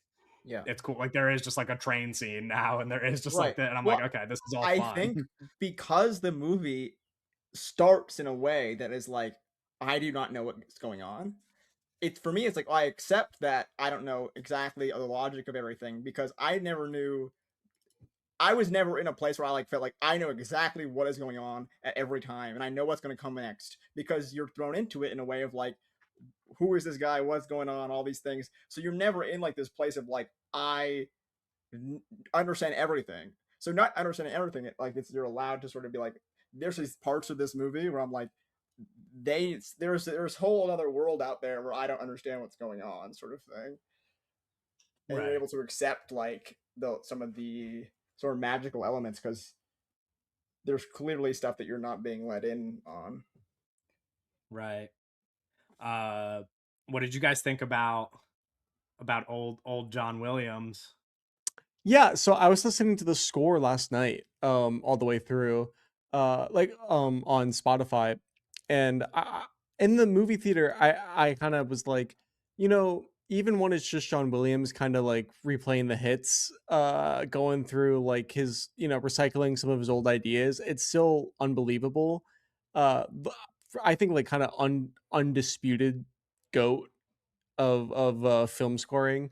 Uh, and then I kind of listened to it and I was like, okay, I guess it's like a little bit more than just playing the hits. But when you're 100 years old like he is, it's just it's hard to have new ideas. You know what I mean? And I don't. So it's not like a criticism. But even like even a 100-year-old John Williams score is still fucking banging. You know what I mean? Yeah. No, I mean, I liked it quite a bit. I think as like watching it the first time, I was like, this is good enough for me. It was, I found it to be, and I'm kind of in the same camp as you regarding John Williams, where like I think he's just kind of clearly above the rest, Yeah, in my experience, but. I think kind of obviously, yeah. Yeah, but it's kind of like not obvious anymore. You know what I mean? Like it's Well, obvious because to us. I just mean that oh, like you mean I like people are like Hans Zimmer or whatever, yeah, like that's what I mean. Like I mean like it's whatever. obvious to us. I'm saying, but it's like not like I do think people have new opinions regarding that. And it's maybe a popular opinion now to think that he's not whatever. That's a different conversation, I guess. Um Anything else you guys want to say about the movie? We didn't talk about Janusz. Mm. Yeah, Janusz Kaminski. it's interesting. It's an interesting movie in terms of the sort of the way it's shot. Um, I really I'm a big Spielberg and Kaminsky collaboration fan. There are some people that really don't like Kaminsky though. Like his kind of lighting Yeah. decisions and the way that he I just like think lights and frames I mean, he's things. done a lot of stuff. I like his lighting. I sometimes the camera like I don't know. I but like it never in a way that feels like I'm sort of uh like totally thrown off in a way where I'm like, what the fuck? Why are we doing this?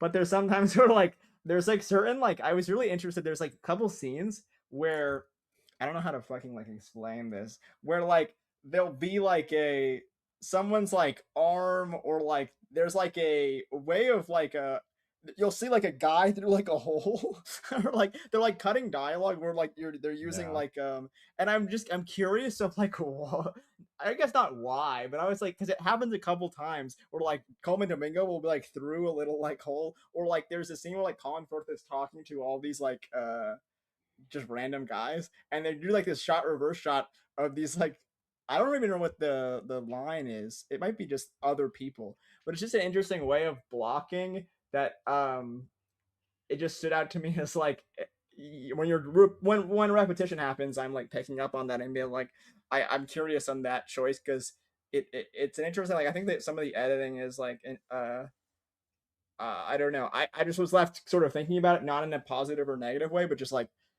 it coming up as like a sort of, I don't know how I feel about this thing. Um, but I think the movie looks good. I really like the sort of, there's a lot of phones, and I love the like stuff at the end with the, you have the police cars coming in and they have all those like flashing lights and stuff. And then their phones. I do like, I think the, would you call it a, I mean lens flares are here, but I'm more speaking on like the, I love there was like scenes where like there's a scene where like she goes in and she like tells the nun something, and like Hmm. her head moves slightly, and like the light comes in, but then like when Oh, she moves her sure. head, like the light comes out, which is, I don't, that's not like a lens flare, but I I think like it the is way like that a lens I, flare. yeah, Like but she's like blocking the, yeah, I know what you I mean though. like the Yeah. way that like the light. There's a, one of my favorite like looking things with light is when they're in like the motel or something, and Josh Hmm. O'Connor's on the phone, and like the cars are driving by outside, so like it's coming through the blinds, and then like there's just like Right. it's like a light show, and it's like that's something that you don't really see in other movies, especially nowadays, or like the use of like the kind of, that's not a shot that like requires that at all, right? You could just shoot the phone call and you shoot it with that blurry ass background and you see smush, and it's like then you're done for the day. But I appreciate the sort of like the light show going on, and that scene, and there's some Yeah. cool stuff like that where like I think I'm more pulled to the use of light than the actual compositions themselves. But I think that's where I'm at with that. Yeah. Interesting. I really like their use of light and a lot of the compositions. I don't know, man. I think these guys rock, bro. And I think as Spielberg gets older, he kind of like, I think Spielberg has obviously a really strong formal sense for blocking Mm-hmm. and shooting in space, like obviously. And I think that for these last few movies, him and Kaminsky are just kind of like cooking, bro, and like in a sense where it's like we're just gonna like go a little crazy here, and not like crazy like ridiculously flashy. I know some people kind of like judge Steven Spielberg for saying like he's like a little too flashy formally, trying to like shock the viewer. To me, I think it's like really emotionally resonant a lot of the time. I always think about that shot from West Side Story, a movie Owen will never watch. That shot from West Side Story where it's the Ansel Elgort character is singing Maria, and he goes out into the Oh, fucking into the alleyway, and it's the puddle, and then we go yeah. down to the puddle and the Yeah. puddle, and then it's like, whoa, bro, this is crazy. Like Yeah. what's going on? Yeah. Um I'm Yeah. definitely more in Doug's camp as far as like their Do you feel collaborations like, go. I mean, even you're describing that feels like something like, I don't think I feel like they don't like. Is there a scene in this movie where you feel like is like really like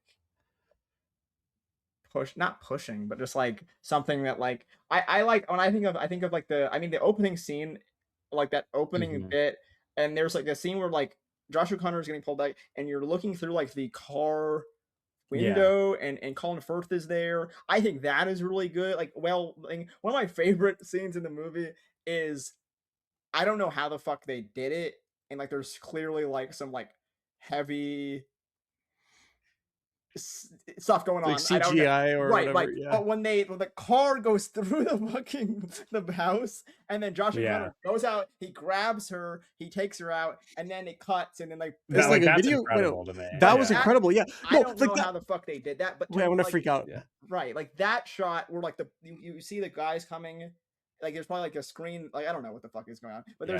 there's the guys chasing up to them. Josh O'Connor gets out of the car, and it's like a oneer there, like where he's taking her in the car, that to Yeah. me is like really impressive, and I'm like, I don't know what the fuck's going on, but there's obviously like you're doing like some sort of composite. There's stuff I don't know what Yeah, the fuck's I mean, I obviously, don't know yeah, what the yeah, fuck is. I don't know how to explain that. definitely yeah, it's impossible to shoot some of Right. those action scenes without it Exactly. being composites, yeah. But the set piece, where Josh O'Connor goes back into the safe house to get his girlfriend, Yeah. Yeah. and then drives away out of it, Yeah. that is as well staged as any set piece in any movie. Yeah. And, Yeah. No, it's like incredible. it's actually incredible in terms of an action set piece. It is unbelievable. It's like a fucking video game. It's like if you Yeah. saw that in a video game, your mind would be a little blown. Like Mhm. it would be Yeah. it's really amazing. Like I love that scene's really great. The train scene we talked about, I think, is really great. Um, I think like it's really. I wish I talked to Sydney, friend of the pod, about this a little bit. Where I was like, we were sort of both like, I wish they were in that like model home more, because I found that to be like so interesting, both like thematically and visually. And I wish like I almost think like the bad guys catch up to them too fast. And I know the movie can't be like fucking 4 hours long or whatever, and like it's already like a pretty long movie. But it's like I wish we had more time to sort of like spend in that, because it feels like we built the whole movie up to this, and I'm sort of more interested in like this than like the alien stuff that happens after. Like that to me, like when they're at that house and they're sort of like unraveling the sort of like the memories, that to me feels like the sort of climax, like what we're like we've been searching for this whole time almost. Yeah. And there's the scene where they're going to their memories, and then there's like the floating bed, and like there's like glowy shit, and I don't even really know what I'm looking at, but it's like you're sort of seeing the memory, and it like transforms into this sort of like very Spielberg looking like white, sort of bluish like alien stuff. Like that stuff is really stunning. But I think like I don't find a lot of the like some of the in between stuff to me is like it's just like solid. I don't but like there's like these moments that come together where he's like going crazy. Like there's like insane stuff, and I'm like, what am I looking at? But then like some of the other stuff I just like think is fine, or like it's it's solid. I don't think, again, I feel like sort of neutral on it. Right. mhm. But then But the there's like stuff you're really saying is high. insane would be what you were referring to when you asked Doug if there are those things in the movie, which is like now Yeah. you're you know what I mean? Like there are, I Well, guess. yeah, what I was gonna say was like the thing that I thought was pretty insane was the Emily Blunt, like there's a second of it in the trailer, but like the alien reveal was like Yes. looking at her, Yeah. yeah. That's pretty When crazy, bro. she's doing the voice. No, when she's a kid on the laying down, and Mhm.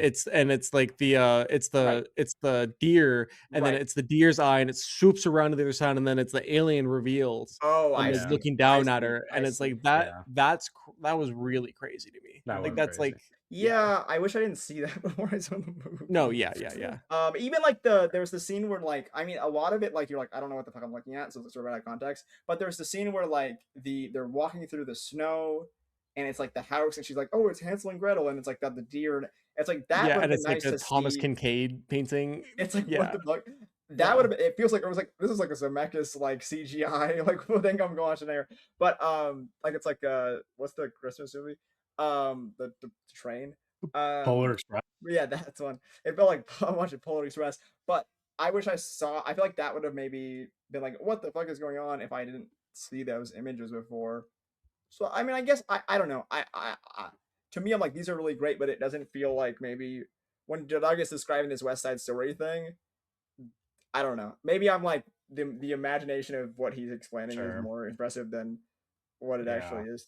You also like it's a separate conversation, but you like briefly mentioned the editing, and that's like a whole different thing where Oh, I mean, yeah, the editor of this movie has like worked on his last 3 movies as a co-editor with his like yeah. They were long like time editor for brotherly. 50 years, and this is the first time that she's worked as the editor alone because I guess his like longtime Right. editor retired. Yeah.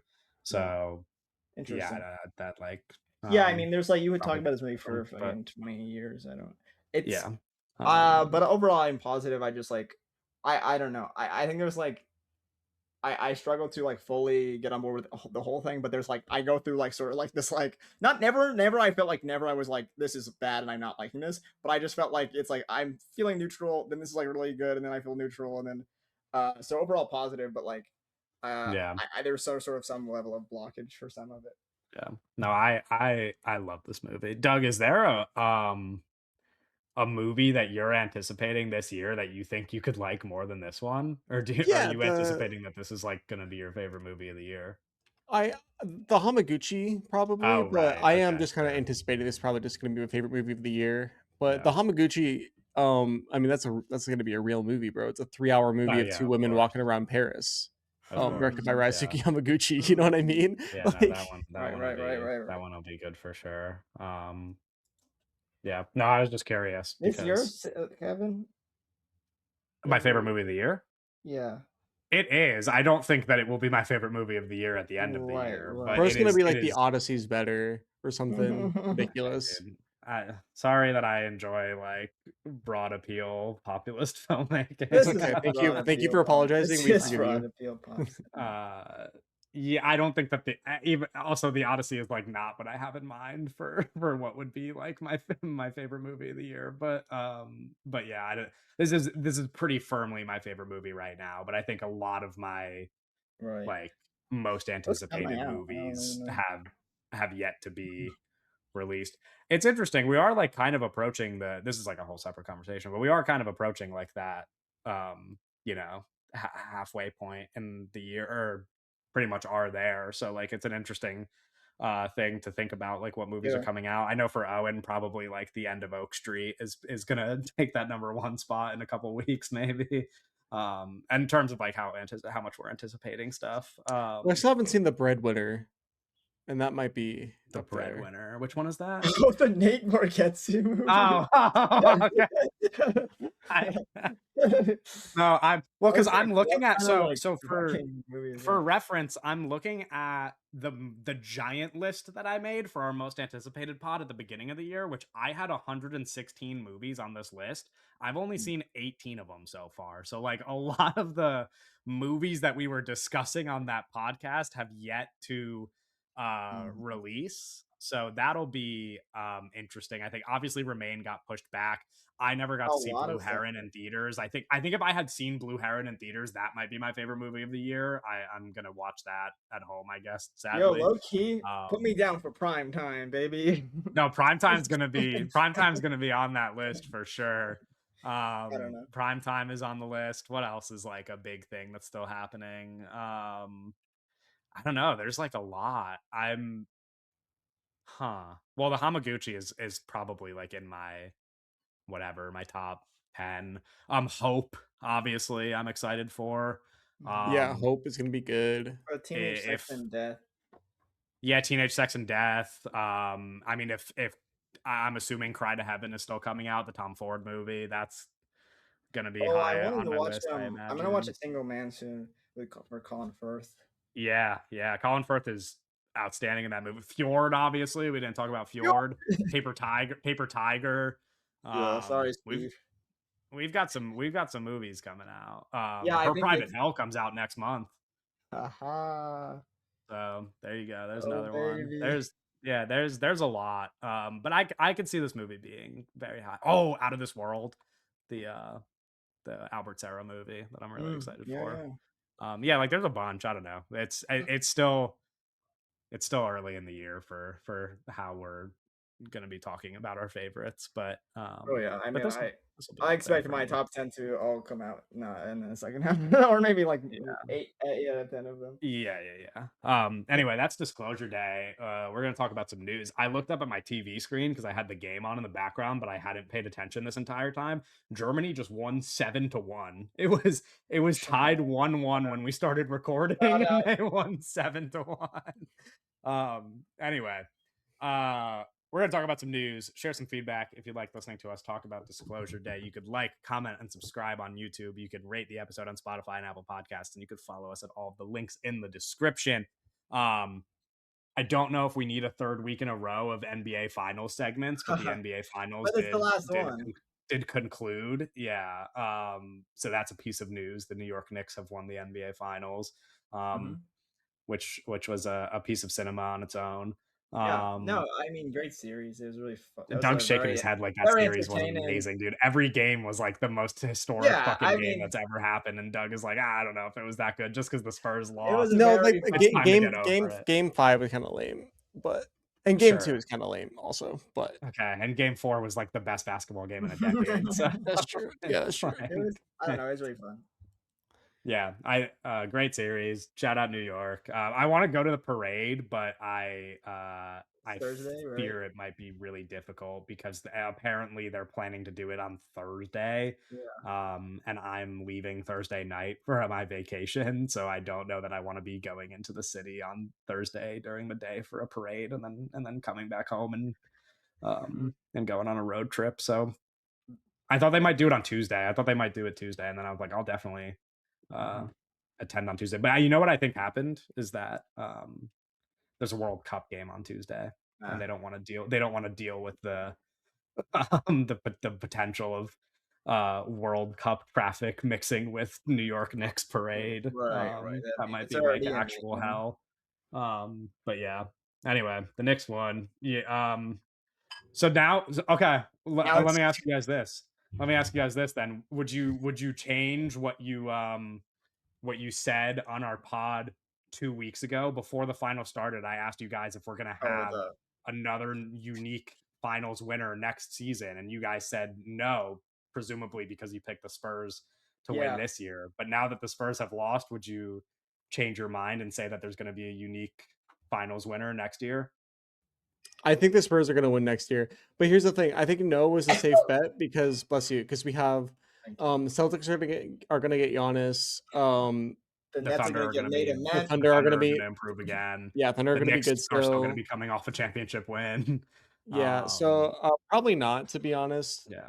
But But have you Oh, considered the Washington Wizards? right. I keep forgetting the that it Wizards will means be in like the someone mix. that hasn't won Yeah, it has in to be what someone that eight. hasn't won in the last Because 9 years I now. don't think it. I just rarely like repeats are like rare.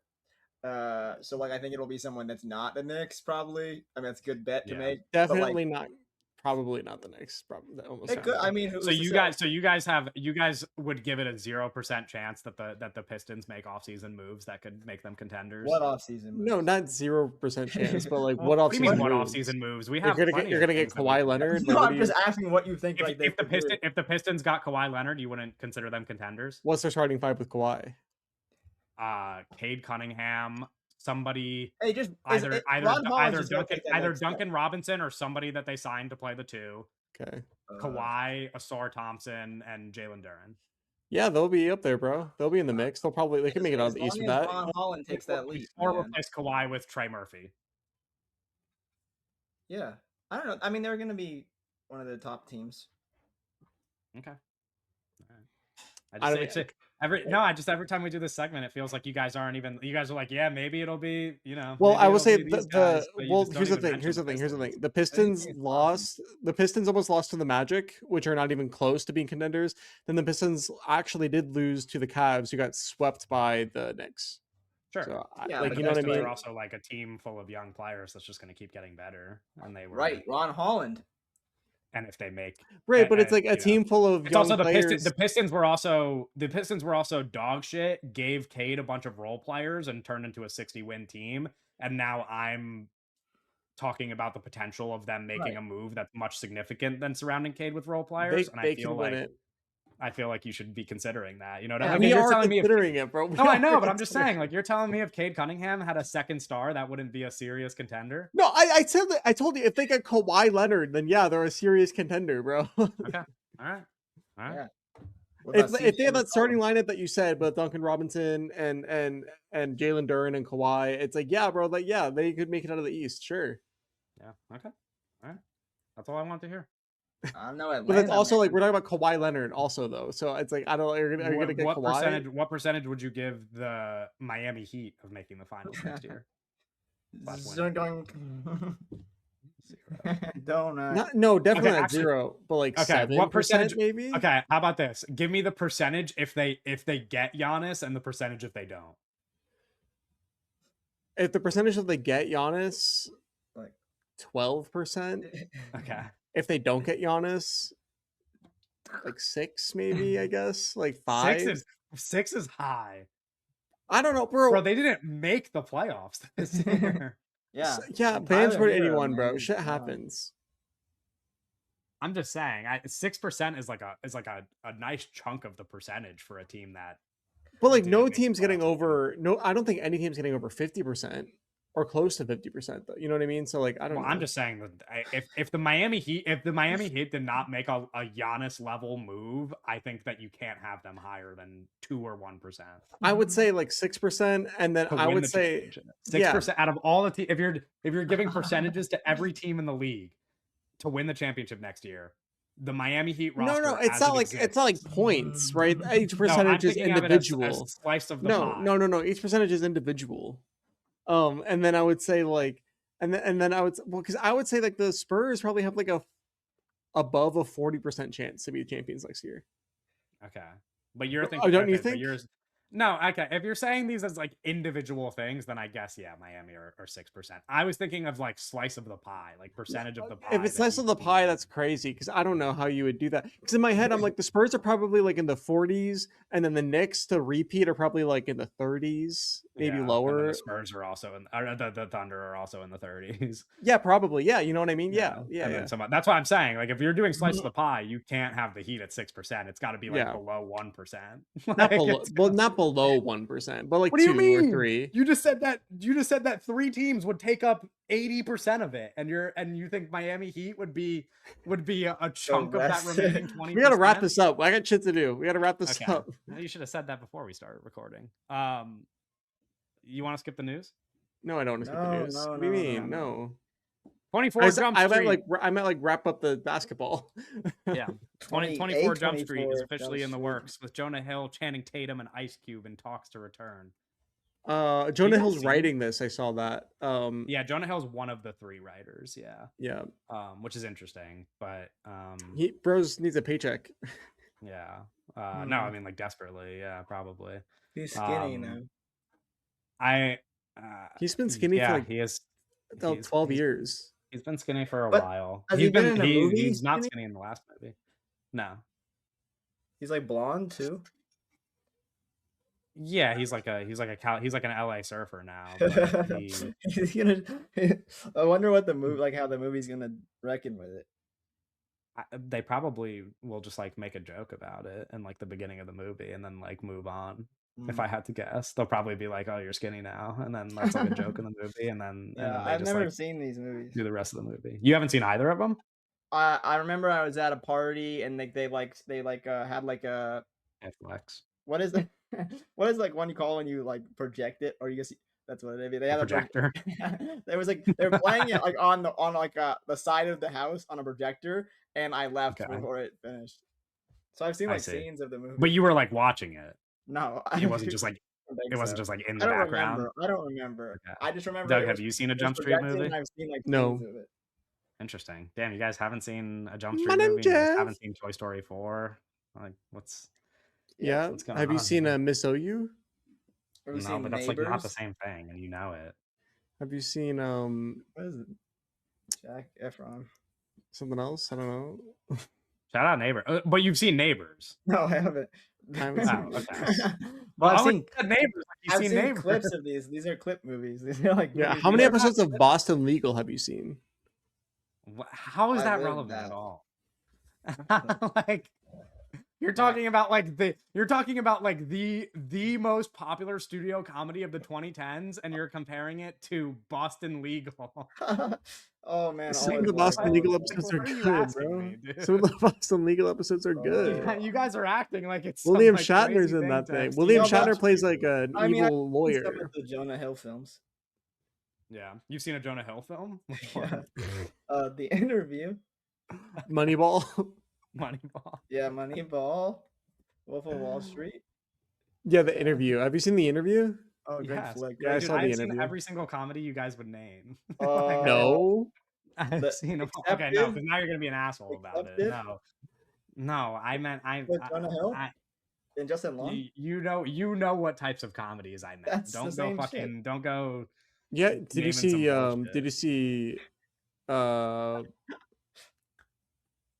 I don't know.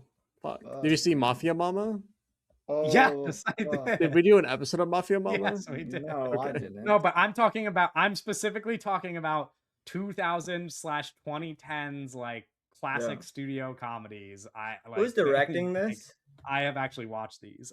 It is the director is the guy who uh wrote Did you see the Rough last Night? Jump Street movie and Starring also was a Scarlett director on Johansson? Spider-Verse. Rodney He's Rothman.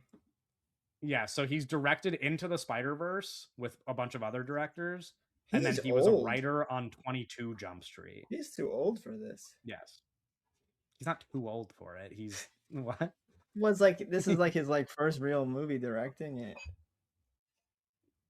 You were just like you're so ageist, dude. You Yeah, are Just like, kind of this guy's too, ageist. I like, this guy's am. too old to start having a directing career, bro. What? Right, I think Who like they cares? should give it to like Jonah Hill. Jonah Hill should just direct it. That would be worse. Also, Why? like, give it to Why? Jonah Hill. Jonah don't need Hill to. could direct it. Like, if he wanted to, he probably has enough influence to just do Yeah, that. he probably Like, could have just. No, I know. he That's probably why just I'm doesn't like, want to. fucking Yeah, he probably Jonah doesn't. Hill, This bro. guy's better. All he does is want to surf and like shit. Yeah. He's just Well, fucking- and write the script to 24 Jump Street. Yeah, so like what? Maybe Rodney's just like he's like a pseudonym. Okay. What is Um, what's your deal, bro? People, these Yeah, are you're just real like you people. just hate these hate are old these are people. real. This is something I was thinking And also, about. these aren't even old people. This guy's just like some normal guy in like his 50s, and Owen's like, this guy's old as fuck. Like, Bro's like, you need to retire, bro. Bro's like, bro walks into a grocery store and sees like an old cashier, and it's like, bro, what are you doing? Let somebody else do this. Like, yeah, you see what's your someone problem? like I didn't say struggling that. to survive, and you're like, Yeah. damn, they should just die. Rodney's it's like you see struggling to somebody doing, survive. you see somebody have a job, and you're like, damn, why do they have this job? Like, yo, we're trying to pay bills.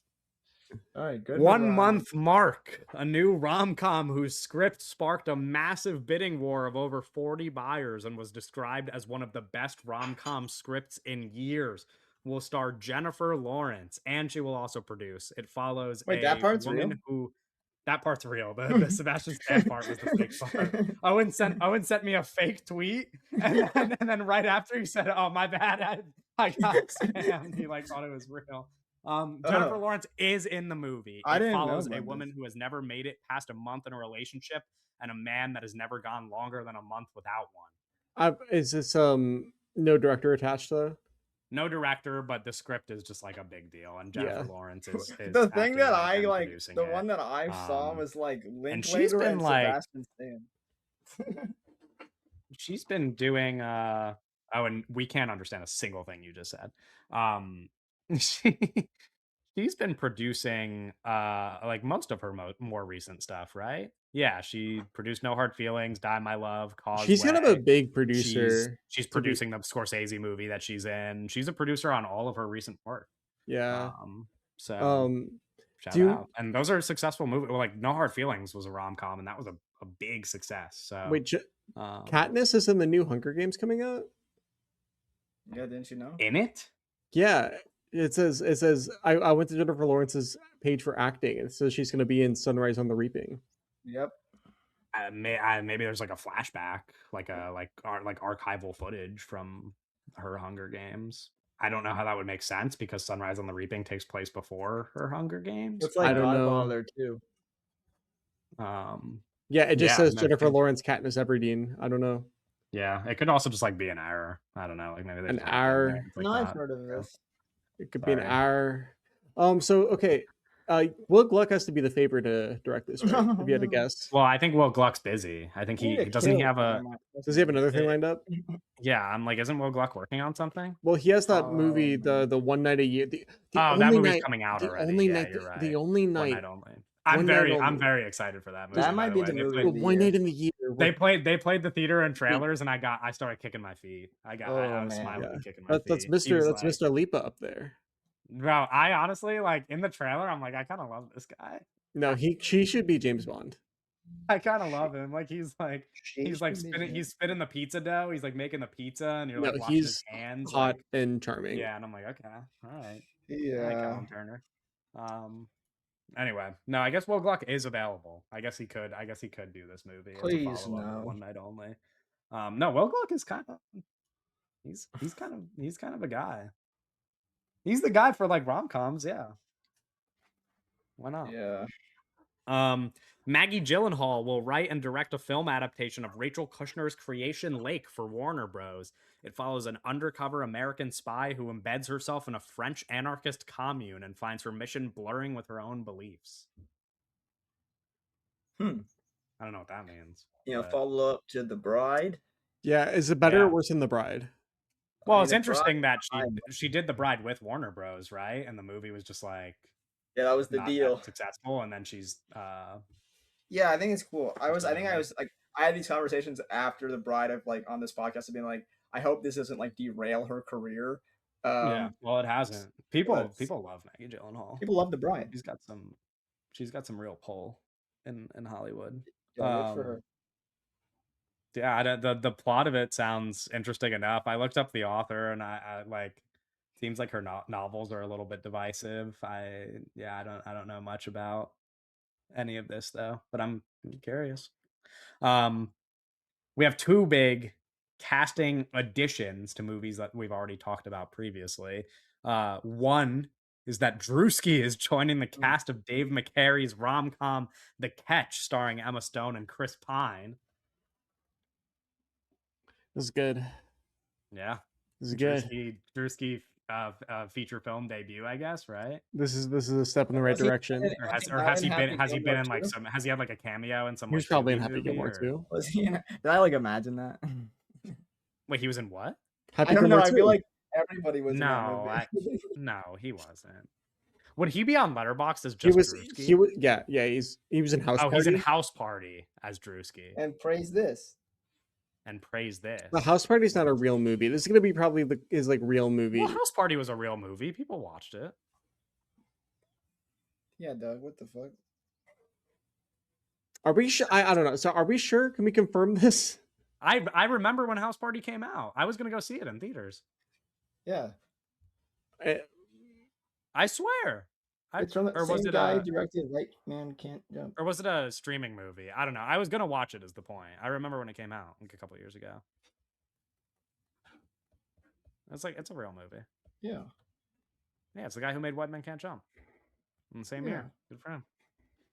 Mm-hmm. Just because it's a bad movie doesn't mean it's not a real movie. Yeah. What do you mean by that? I think it's kind of like not a real movie. Yeah. Well, Okay. I'm not gonna make the joke that I was gonna make.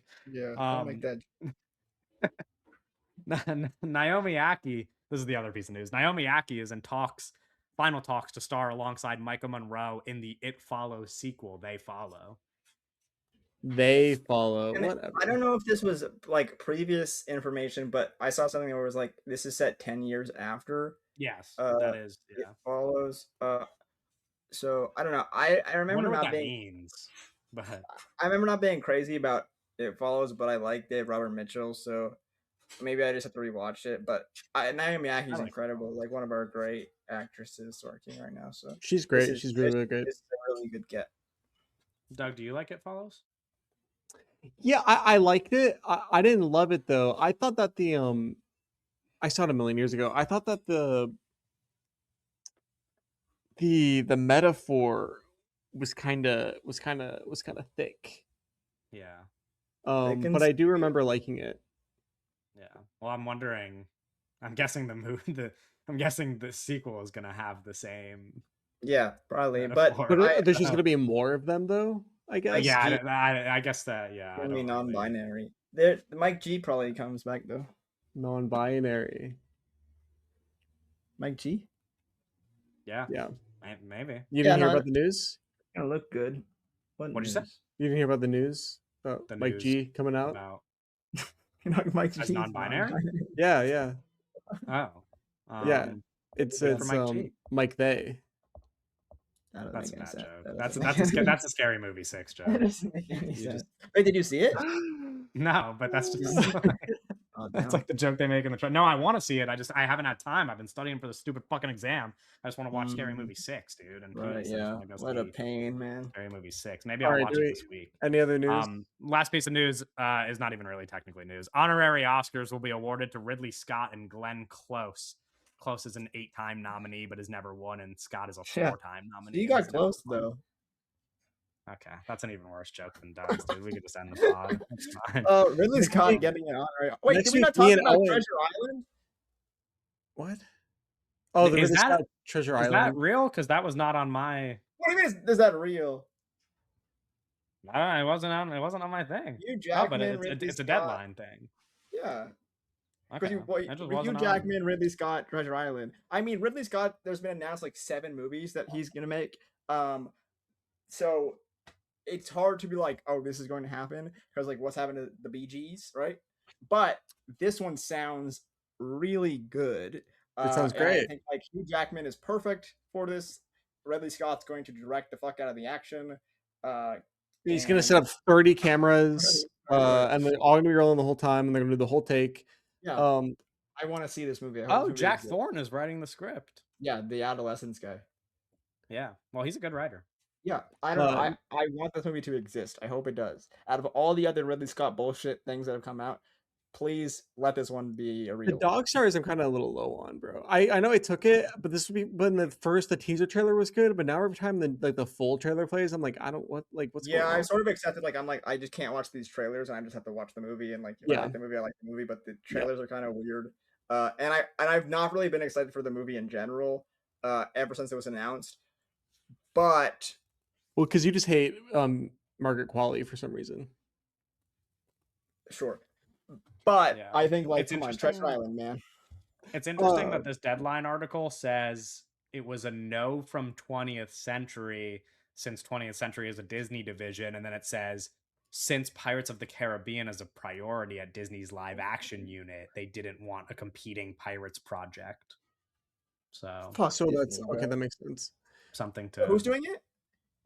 No one. What do you mean? It said it's not Disney, but is it someone else, or is it just like floating? Well, in no. the... So what it says is that Jack Thorne has already written the script for this Treasure Island movie, Perfect. and now, and it has producers attached, and they have a package, and they have a package that's going to market, but okay. 20th Century isn't interested, but there's nothing else about like if every other studio supposedly is going to be interested in it. Right. Come on, Warner. But who's doing the Dog Days or whatever? The Dog Days? Like what studio? The Dog Stars. Yeah. Well, that's Florence and the Machine. Oh, this is 20th Century. The dog days are over. So he's working at 20th Century right now, and they're like, "Fuck you, we like Pirates of the Caribbean with Jack Sparrow." And next week, me and Owen are talking about another Ridley Scott movie starring Russell Crowe. What? Oh no! But another Hugh Jackman movie was the actual segue to what the Robin Hood. Yes, the Death of Robin Hood. Starring Russell Crowe, directed by Ridley Scott. I do like that Robin Hood movie referring to Russell Crowe, though. That's a pretty good film. Yeah, maybe you guys could talk about both next week. Episode 170, The Death of Robin Hood. 170. Wow. We'll see you later. 17-0. 1738.